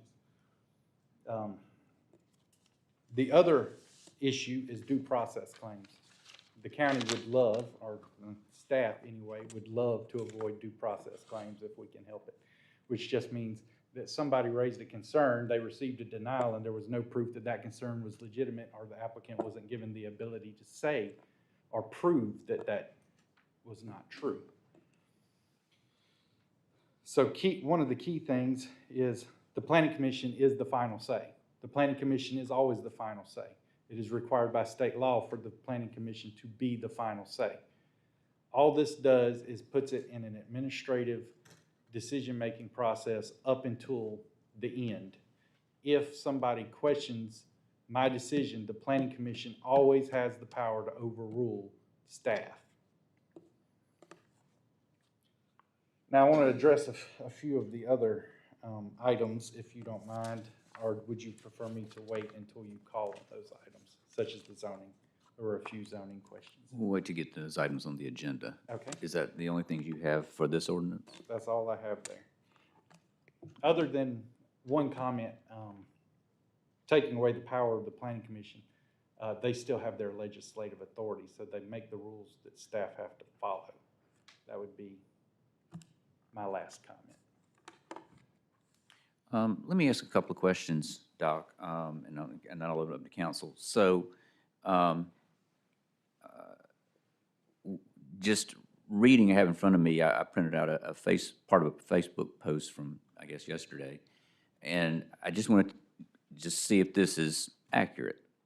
It says, currently, the Planning Commission represents citizens and has the authority to disapprove development proposals based on majority vote.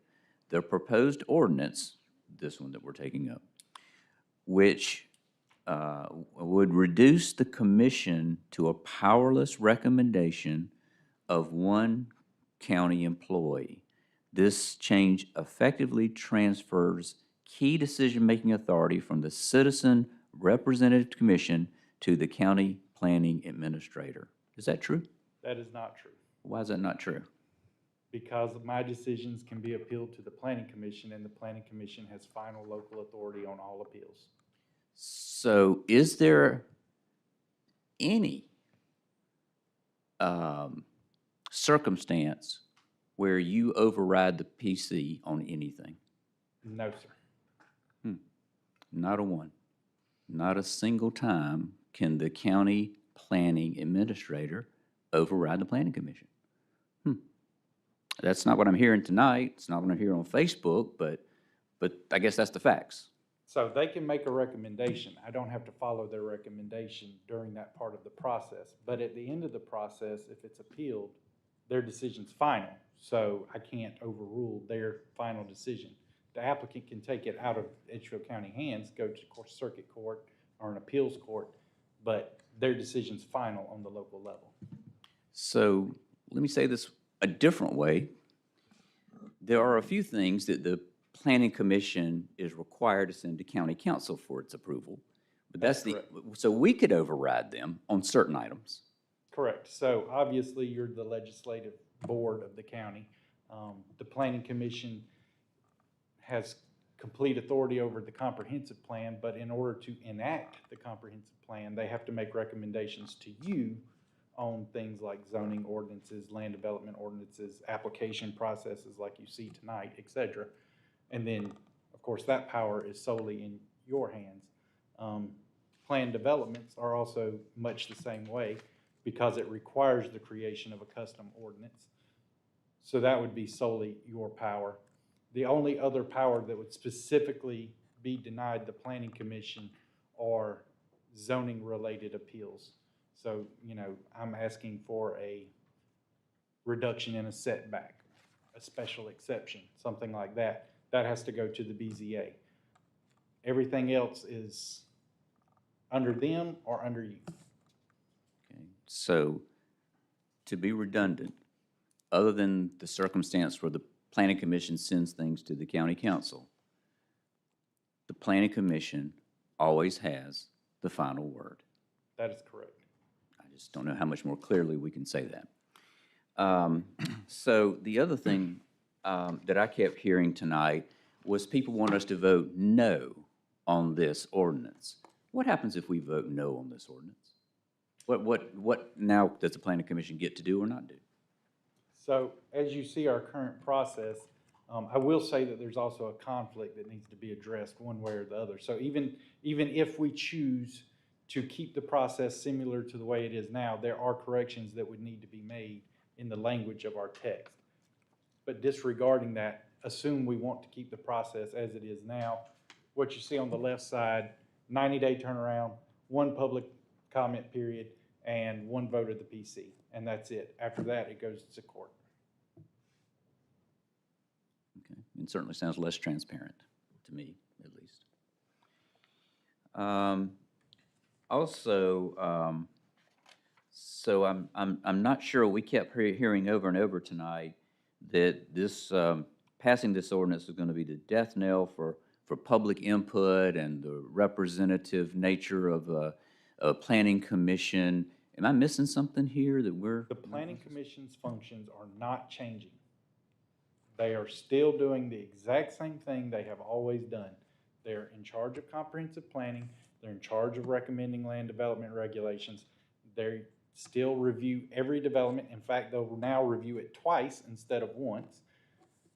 And they still have local final decision on appeal. So no, they have exactly the same powers they've always had. I want to say, I see your hand. This is our time. You've had your time. It is now our time to discuss it. So the other thing is, and I'm sorry, council, I'll open it up to you in just a moment. So as I read my notes, is there anything in the new ordinance that would stop public notice, make all this hidden from view in some way make it less transparent than we're not seeing? No, this doesn't change any of the requirements for public notice. I won't disagree with what the commenter said that people don't use the newspaper anymore. They're correct. We are, however, required by law to put it in the newspaper. We also put it on our website too, and we do post properties. We also send out letters, as you saw, several of the people here received a zoning letter specifically. I do agree with them, however, that a lot of people, unfortunately, are not picking up the local newspaper when that is how local governments communicate. But you said that's state law. That's correct. It is in the state law. So even if we chose another medium, and we also have TextMyGov, we also have email signups. There are a lot of different ways to get notifications. But even if we added an additional one on top of that, we still have to put it in the paper as required. Council, I want to open it up to you for your questions. Yes, sir. I think Doc answered these. I know Mr. Hutto had a comment about using the wrong state law, and another one also said we're not following state law on PC authority, but I think you answered both of them. We are doing it as according to state law, correct? So the Planning Commission Correct. falls under one section, and the Board of Zoning In the Appeals falls 629-1150. under another. Okay, Yes, and that's the only two I had. 629-800 is ZBA, not PC. Doctor, I would like to indicate that I noticed there had been some great comments said here tonight, and seemed like to me it's lack of communication throughout somewhere down the line when they mislead by putting a lot of stuff on Facebook and whatever. And I wish it was a way that we could narrow it down so many of our citizens wouldn't get involved in it and be misled, you know. I have a problem with being misled. I don't disagree with you, and I have said several times that Edgefield County needs to think about hiring a media That's officer right. that is specialized in Yeah, we may have. handling the media, having Facebook pages and Instagrams and all those sorts of things. I do see comments online on Facebook. I am a member of What's Happening, Right. et cetera, et cetera. Unless it's a genuine question like, where's a meeting, when's a meeting, or, can we do this, or who should I contact for this? And I can direct them to whatever office or law enforcement agency that they are asking for. I do not comment on any other items just because I don't feel that's appropriate. But if we did have a media officer or someone like that could do it, I think that would be a very good thing for the county. I'm biased when I say this, so I'm going to say part of the problem may be people getting their news from Facebook. Just saying. Maybe you should pick up a newspaper. Just saying. But So we do have several, like the sheriff has a Facebook page. I think Foster has a Facebook page. County government has a Facebook page for notifications, but in almost all of those cases, except for maybe the sheriff's office, comments are turned off. It's more of a notification thing than a discussion. Whereas if you had somebody whose job was to handle that sort of thing, then they could go in and, if somebody said something that was incorrect, they could go to the correct department head, get a statement, come back, post it, et cetera. Okay. Thanks, Doc. You got anything else? Just a couple other quick things. When I read through the comments, someone said developers benefit when fewer decision makers and less transparency exist. Sounds like that's not going on here, but let me continue. Major development decisions should never be made behind closed doors and definitely not with an unelected one-person vote. I don't think that's happening. Am I missing something? No, so in those very ordinances, it shows that I have to bring it to the planning commission. They have to give me a recommendation, and then I have to give them my decision. And then again, even after the final decision's made, somebody can appeal it, and then the planning commission will see it a third time. That was all my questions. Any other questions? All right, thank you, Doc. Mr. Administrator, anything else on this ordinance? I would just like to ask the council turn to tab number 1 in their books. Immediately behind the ordinance, it should be page 3. You will see a memo to council from the Planning Commission. This addresses their request that we add a public hearing / public comment period to section 24-252B1 of the preliminary hearing, as there is a public hearing further along in the process. Staff asked that be labeled public comment. And I can repeat that. I'm sorry, I didn't wait till everyone found the section. So if you do flip one more page, you will see an area in the ordinance highlighted in green. This is where we recommend the language, including public comment period. Again, section 24-252B1. So we do, staff does concur with adding that language. All right, just that, not anything on page 2. That is correct. Since that was already added. Okay. All right, council, first, I'm going to make an assumption that you'd want to make this amendment. I haven't heard anybody say they didn't. So what we have to do is we have to, have a motion, second, get in discussion, and make the amendment into discussion. So I'd entertain a motion. Let me turn back to my right numbers here. I'd entertain a motion to give third reading to ordinance 2526-001. So move, Mr. Chairman. All right, Mr. Talbot makes the motion. Is there a second? Second. And Ms. Ireland seconds. We're into discussion. So in the discussion phase, you've heard the administrator talk about the page 1 of 2 under section 24-252, section B, adding in, including a public comment period, which would be in the preliminary stage. Any questions or comments on that? Okay. If not, is there a motion to amend this ordinance to include the words, including a public comment period, after the words preliminary hearing and before the words for the planning commission under section B, section 24-252? Is there? So moved. Thank you. Mr. Moody makes the motion. Is there a second? Second. And Mr. Talbot seconds. Any discussion? Hearing none, all those in favor, please signify by raising your hand. All opposed, motion passes unanimously. So the ordinance has now been amended. Any other, I'll ask staff first, any other items we need to know about this ordinance? No, sir. Okay. All right, council. Any questions or comments on this one? Okay. If not, we already have a motion and a second. So all those in favor of approving third reading of the amended ordinance, please signify by raising your hand. All opposed, motion passes unanimously. Next, council, is old business number 2, consideration of approval of second reading of ordinance 2526-002, an ordinance to amend Chapter 24-79 of the Edgefield County Code of Ordinances regarding conditional use regulations for recreational vehicles. Again, I'll ask the administrator if there's any details we need to have on this one. There have been no changes. Thank you. Council, questions or comments on this ordinance?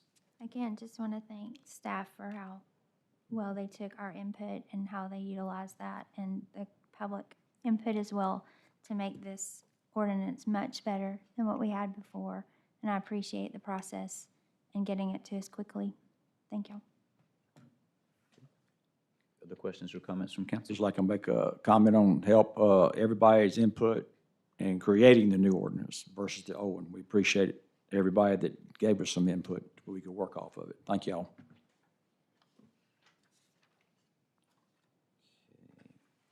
Any other questions or comments from council on this ordinance?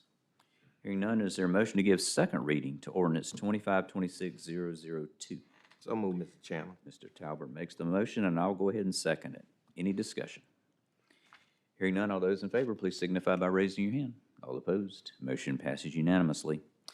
The final item of old business, number 3, consideration of approval of second reading of ordinance 2526-004, an ordinance to amend the Edgefield County zoning map to include changes for the newly created Rural Agricultural Land Preservation Zoning District, Map C, District 3. And I know we had some questions that might need to be answered for that one, so I'll call on Mr. Clark. Okay, so the first general comment that I want to address, just for y'all's information, was a comment that it's going from 1 acre to 2 acre. It is true that the RA zoning district has a 2 acre minimum lot size requirement. However, currently the property that we're looking at zoning is completely unzoned, meaning there are no restrictions on it at all. We have a rule in Edgefield County that's related to water and sewer access. If you have water and no sewer, then you must have 1 acre to cut out a lot. If you have no water or sewer, you must have 2.5 acres to cut out a lot. That applies countywide. It has nothing to do with zoning. Everything around the area is zoned RR, which is a 1 acre zone requirement. But I would like to point out that the primary need for the area to have zoning is not the size of the lots. It's the use of the property. And while I don't always necessarily agree or disagree with the commenter in regards to if your neighbor puts it up for sale, buy it, and then you do what you want with it, that is actually a very true statement. However, there are uses that are not conducive to a residential area or a rural area or an agricultural area. And that has to be recognized in our regulatory system. you say buy it until somebody puts a pig farm down the street from you and you start choking every day. There are just some things that you don't want to put next to a residential area. You don't want residences right up against your industrial park because industries don't want to build if they know there are houses that are going to complain about them.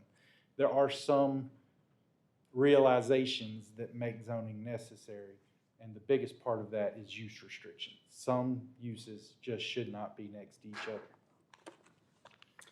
other. Had a gentleman ask about new subdivisions and would that lot size apply to them? The answer to that is yes.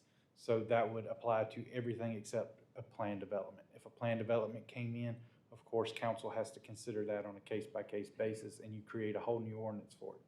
But besides a planned development, yes, that 2-acre lot size requirement and those use restrictions would apply to any new development. Grandfathering clause. A gentleman asked if they had previous approval for a subdivision that was less than 2-acre lots, would that still be approved? The answer to that is a little bit more complicated.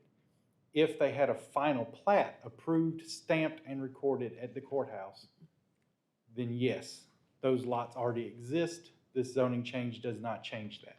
So if those lots currently exist, then yes, they're grandfathered in. If, however, those lots do not currently exist, and it's been more than 2 years since they received approval, then no, they would not be grandfathered in because those lots do not currently exist and they are over the 2-year time limit for recording a final plat.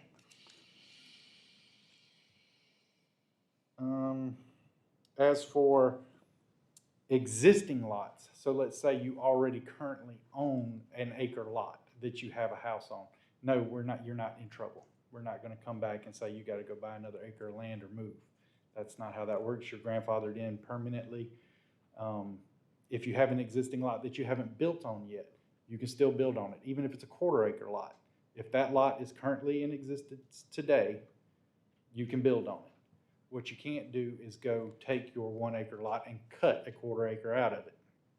So this basically, that lot size requirement sets the rules for lots recorded going from the date of approval forward. And that's all I have. And just for clarification, this particular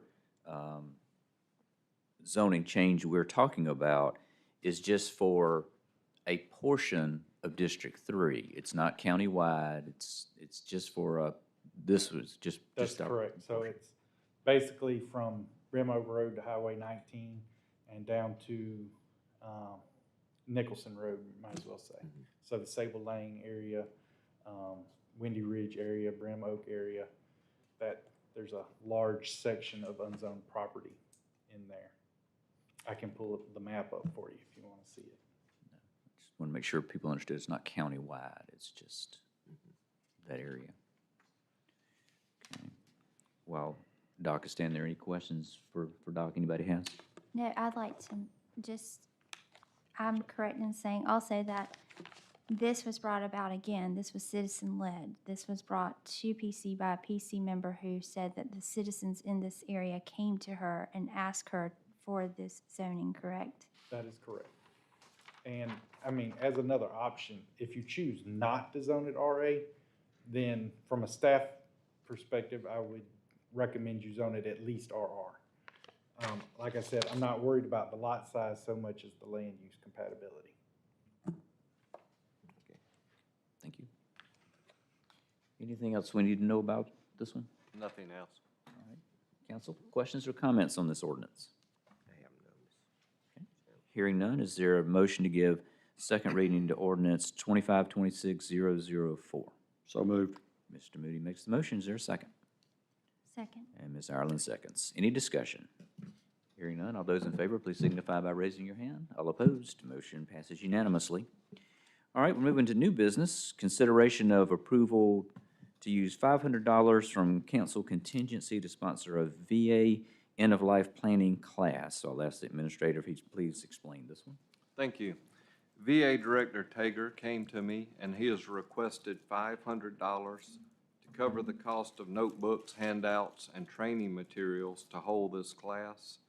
He hopes to make this an annual event and intends to ask for it in the next year's budget, but it wasn't budgeted for this year, thus the request. As the director explained to me, as he serves veterans and their spouses, someone who has lost a loved one, many don't have the critical paperwork or even know how to find the critical paperwork, which unfortunately does increase the time until benefits are received. So he's hoping to preempt that by helping people get their affairs in order, their papers in order, just to make that time of their lives a little bit easier. So I recommended that this $500 come from council contingency. You have a good balance in there, and staff recommends approval. Thank you. Okay. Questions or comments from council? Just to clarify, this is just helping them get their affairs, like their paperwork in order, because the name's a little, end of life planning. It kind of sounds a little, I don't think it's that, but I'm just clarifying that we're just gathering. As I understand it, it sort of is. That's sort of in the name of the training materials. Of course, I didn't name it, and Director Tager didn't name it, but. I mean, they're not helping people in their lives. No. I mean, that's, They're okay. just making sure that important documents are where someone can find them. Just want to make sure. Right, and it's all about assisting people with receiving their benefits from the federal government. That's what the office is for. And this, if it can help people make that time a little easier, then that's why they want to do it. Some people left the military 20, 30 years ago, and then finding a document is so hard. This just lets them get a head start on getting things together. Just the name, you just wanted to clarify. I understand. Just the name. Done. I don't name these things. Okay. Other questions or comments from council? Okay, hearing none, is there a motion to approve the $500 for the use we've been told? So moved, Mr. Chairman. All right, Mr. Talbot makes a motion. I think Ms. Ireland just seconded. Any discussion? Hearing none, all those in favor, please signify by raising your hand. All opposed, motion passes unanimously. Next item of new business, consideration of approval to transfer ownership of a 1986 Ford truck with water tank brush truck to the town of Trenton for use by their fire department. This truck was transferred to the Trenton Fire Department in 2016 under a memorandum of agreement by County Council in January 2016, as the county did not need it. Again, I'll ask the administrator to walk us through this one, please. Yes, as the chairman said, this is an old 1986 truck. It's not a good truck. It's not something that the county needs, but the Trenton Fire Department can make use of the apparatus that's on the truck, should they get another vehicle to put it on. They've had it since 2016. We just proposed to transfer ownership and make this formal. That's all. So they've been using it all this time. That is correct, and in the few years before they were using it, we were not, and it was in a shed. And if you notice, it's a 1986. All right, any questions or comments from council? on I'd this? like, Joe, I'd like to apologize to you tonight. I know if this meeting was going to go past your bedtime, we would have moved this item up earlier in the agenda. Thank you for hanging in there with us. Okay, I'll be up. Breakfast is at 5:30. Okay, if there are no questions or comments from council, is there a motion to approve this item? So moved. Second. All right, Ms. Ireland makes a motion, Mr. Moody seconds. Any discussion? Hearing none, all those in favor, please signify by raising your hand. All opposed, motion passes unanimously. Council, that ends the old business. We'll go to, new business. And we'll go to comments from the public. I'll ask, did anyone sign up for the second public comment period?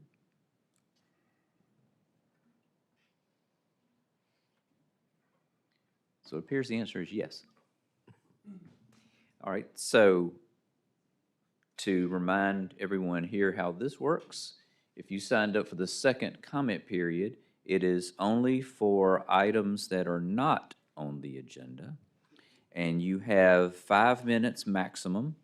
And at 4 minutes, the clerk will give you a warning, and at 5 minutes, she'll tell you your time is up. So I will take these as they come. Is that, last name is Culp, K-U-L-P? Jason, I'm sorry, I can't read it. HCNP Neighborhood Watch Progress?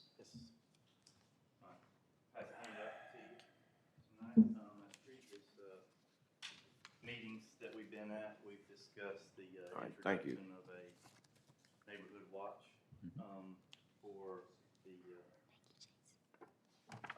Fourth Street Nature Preserve area. And we've been able to make some progress on that, and I just wanted to take a few minutes tonight to explain that. I've got one extra if y'all wanted to give it to anybody that wasn't here tonight.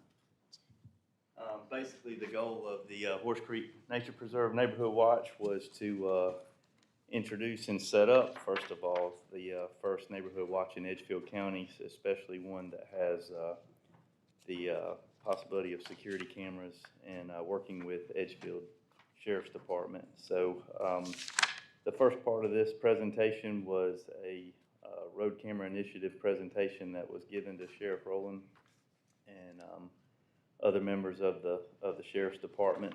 And tomorrow I'm actually meeting with them to set up these current cameras for Edgefield for their officers to have availability on mobile devices, tablets, computers, laptops, anything else that they choose to use to have access to the cameras in the neighborhood.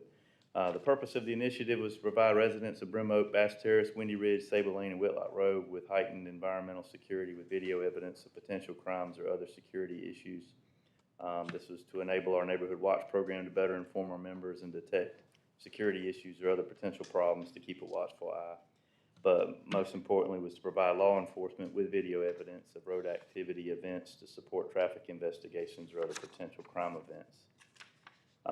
We've so far been able to place 13 fixed cameras, 180-degree, 4K, ColorX, Wi-Fi 6 technology with audio and video. We've been testing for the last couple months on the entrances and exits, mainly from Brim Oak, and now expanded to Windy Ridge and Sable Lane. We have on the presentation at that time, we had a couple camera locations listed in the presentation, and a picture of just one of the first ones that we're using for trial. We got approval from the Sheriff's Department to put neighborhood watch signs on the poles that the cameras are going to be on, informing it to be posted that you were being monitored and by who, and a phone number to call in the event that there was something that you saw. At the end, there was an attachment of 3 pages of current examples of the cameras that we do have installed, what they look like, what the sign looks like, and what some of the camera views look like. Are there any questions on this project so far? Questions or comments from council? I think y'all done a great job putting this together. What is my time requirement? 5 minutes, you're almost at 4. 4, okay. Can I address the elephant in the room while we are in a calm state of the meeting? You have 1 minute. Regarding a previous slide that was the old. You're talking about an agenda item? Are you talking about an agenda item? I do believe so. Then no, that's not, you're out of order. Okay.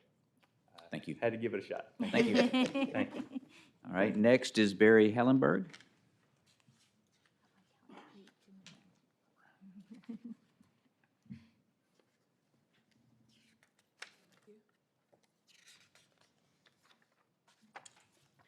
Good evening. My name is Barry Hollenberg, and I'm here to represent Horse Creek Nature Preserve Community Stewardship and give you all an update. I would like to take a moment to recognize and celebrate a positive effort that took place this past Saturday, November the 1st. In an effort to support a cleaner, safer environment for all Edgefield County residents, Horse Creek Nature Preserve organized a community roadside cleanup across Sable Lane, Windy Ridge, and Brim Oak Road. 11 dedicated volunteers working with 3 trucks spent their Saturday morning removing trash and debris from our community roadways. Together, we collected and hauled away 35 huge garbage bags of trash, as well as discarded tires and signs, lumber, metal and plastic tubes and pipes, all kinds of stuff. Although I would estimate that 90% of the bulk in those bags was beer cans and bottles, predominantly Bud Light. It was unbelievable. It seems funny, but it's not when you're thinking that people are driving. They drank it, that's why it went out the window. And there'd be piles of them, just piles of them. Okay, all the materials that we collected were transported to the county landfill for proper disposal.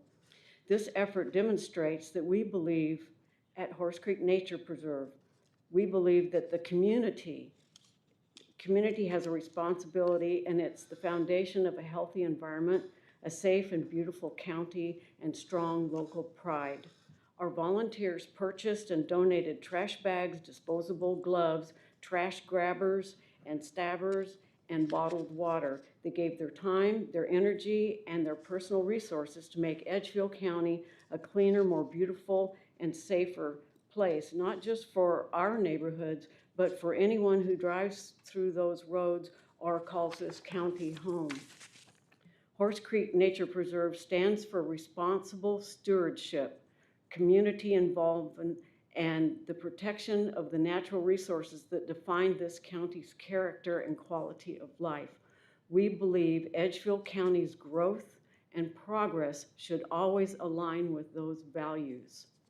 We are proud of this community, and we look forward to continuing alongside county leaders and our fellow citizens to ensure a cleaner, safer, healthier environment for generations to come. Thank you for your time. Thank you. Next, Randy, you're up next.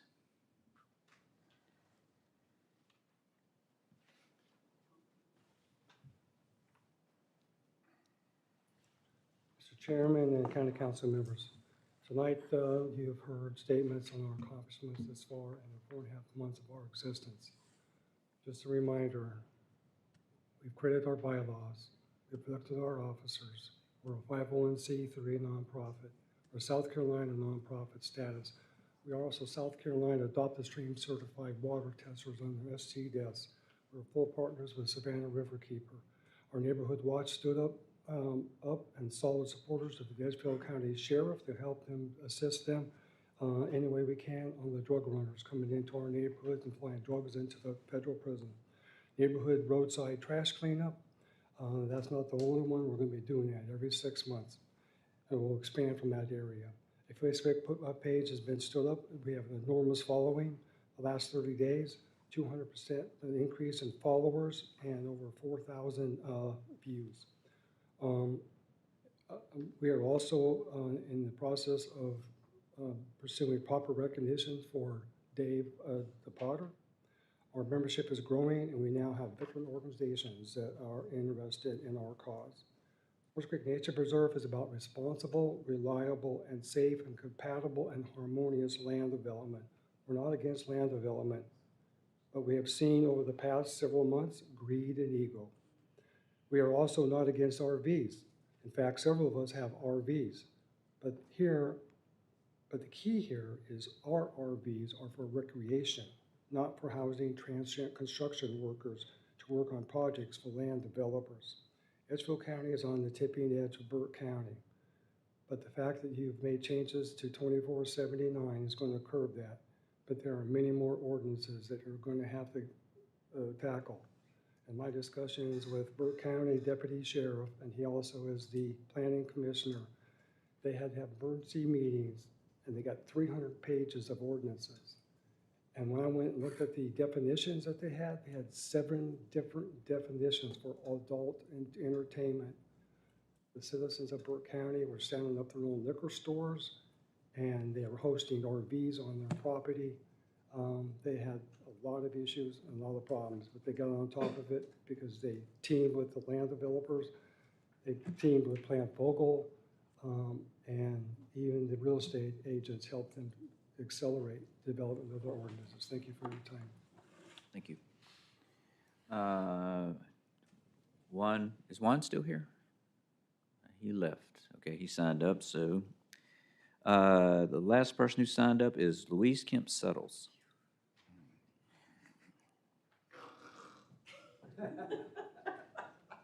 Hello, everybody. This is mainly, Chef Rowland, we have spoken about this situation going back some months ago. As a matter of fact, a little over a year ago. But since that time, instead of things getting better, it has gotten absolutely worse. As a matter of fact, at the top of this meeting tonight, people were talking about landfills. This is what they're trying to turn my neighborhood into, a landfill. When the last unsavory family left out, some of their dealing people still come around at night and pull old chairs out front and sit around. They got a playpen for the kids. They sit out there and they put the bottles and stuff inside of that while they're drinking, I guess, to keep them from being on the ground. And the cats are coming because they are leaving the doors open. First of all, before they left, they was using the backyard as a landfill. Just get to the back door and throw out whatever it was. I would sit and look out my kitchen window, stand and look at out of my kitchen window, and the cats would be coming down off of Egg House Road like they was going to a buffet in the morning. You could time them.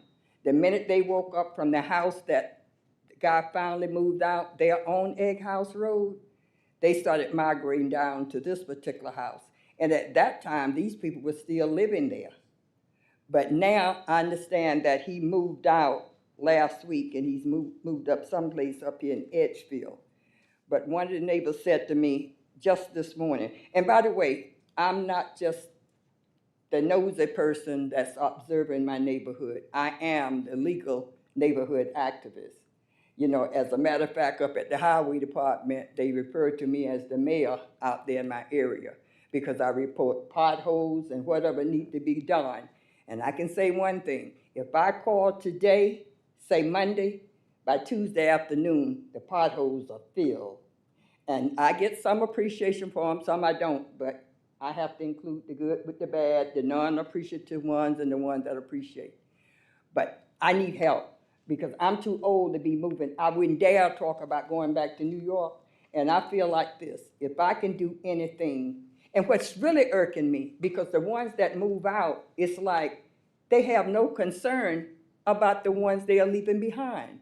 As a matter of fact, one of the neighbors said to me this morning, she was talking about, because she pretty much hang with them, right, with that group, and she's saying that the mother said she don't care what happens because they are no longer there. But it's just like somebody coming in my kitchen, leaving their garbage. Don't leave your garbage in my neighborhood. You follow me, right? Because people like that 9 out of 10 times, they're gonna move on someplace else and fumigate and clog up that neighborhood. This is why I always believe in references. You know, I wouldn't recommend nobody to rent my house. If they had torn it down, somebody come to me and say, okay, I have a house to rent. What do you say? Please don't, because do unto others as you have them do unto you. And if you have had the same kind of nonsense going on with you, you know, I hate it when you see a group of people going around just messing up the whole neighborhood.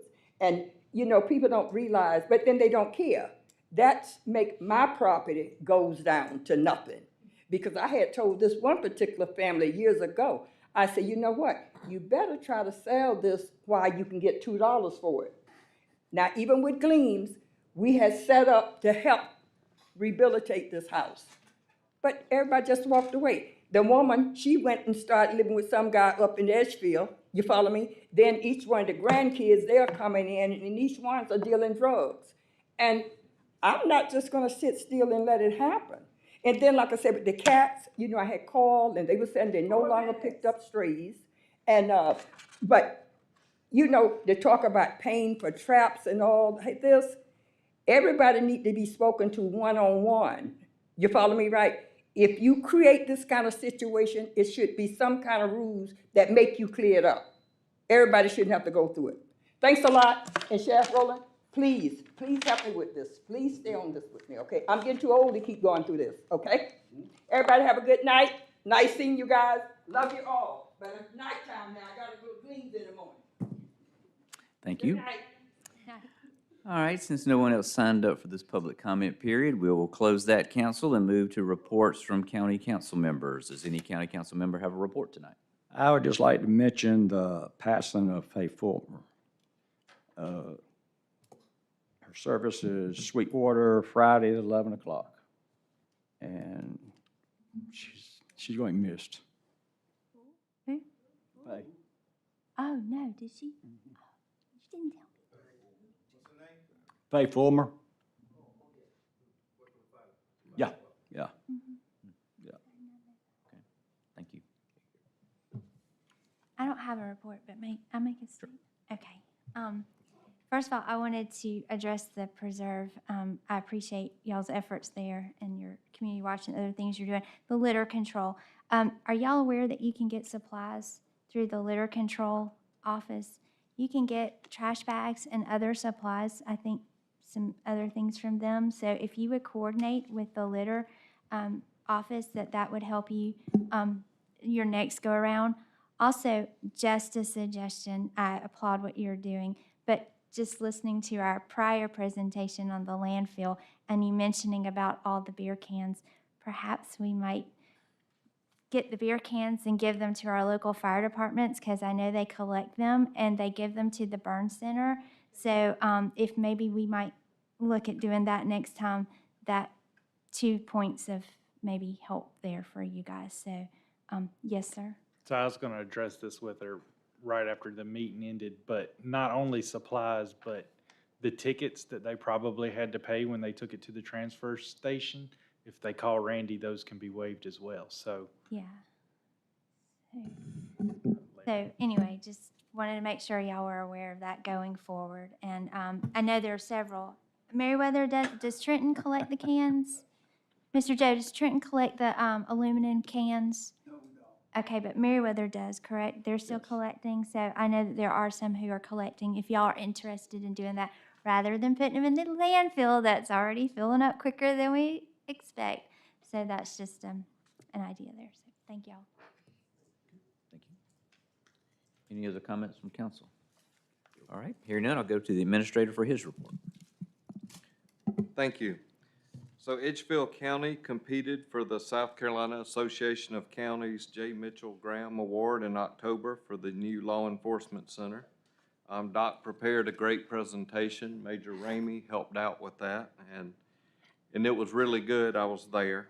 While we did not, unfortunately, win the overall award, we did receive an award for our population group, populations under $50,000. So I commend their efforts on that. So we had a film crew in town a couple of weeks ago, filming short scenes in our old detention center for a film project called Butcher's Mountain. So we had a lot of interest about that because they filmed some of the scenes outdoors and people would stop and they were asking what was going on and why that was happening. Well, I asked our staff, what's in it for us? What's in it for us when South Carolina Parks and Recreation called and asked if we would be a film site? And not much directly to the county.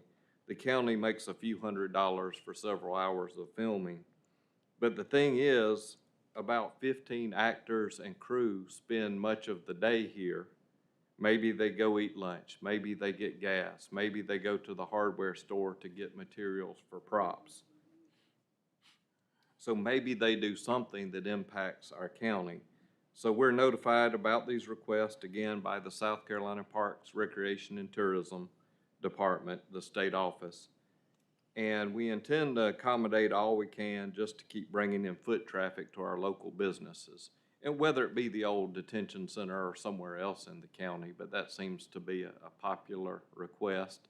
Of course, we are able to review the basic scripts, so we wouldn't do anything to allow like an anti-police, music video or something to be filmed behind the old sheriff's office. So we're able to deny anything we want to deny.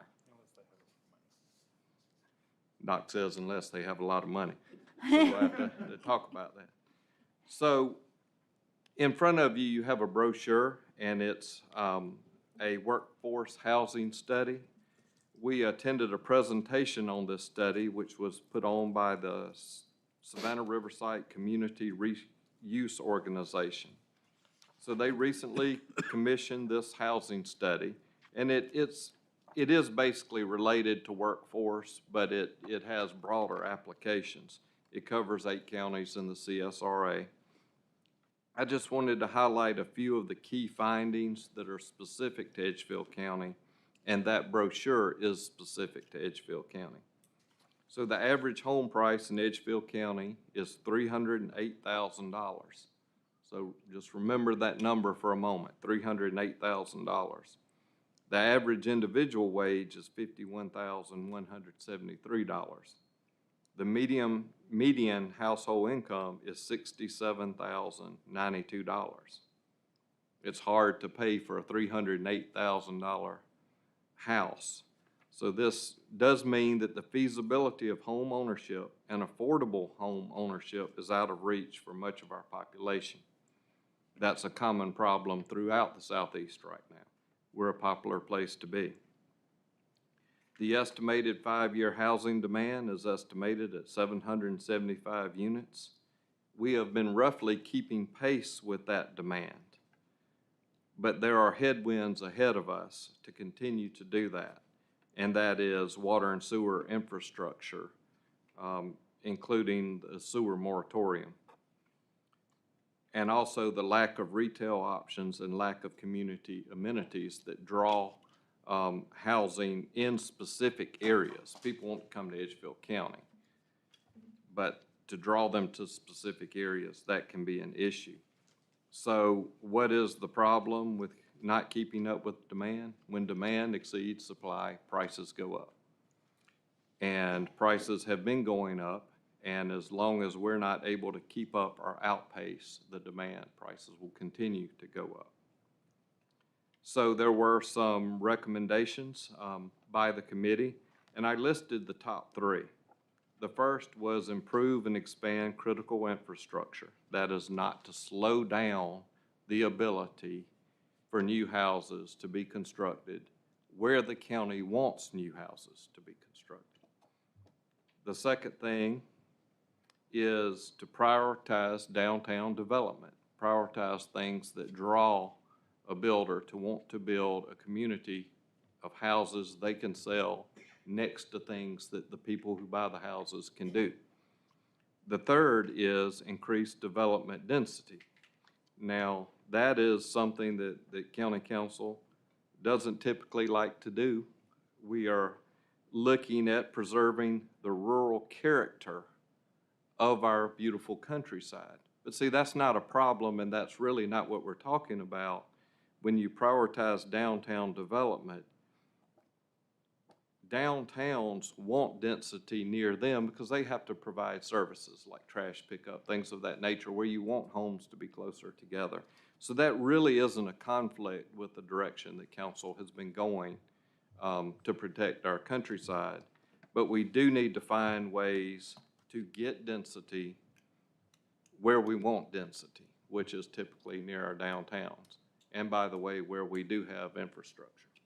So those are some of the recommendations. In talking with the chairman, he recommended that we have another joint meeting with the Planning Commission in the near future, and this could be a potential topic to address with them.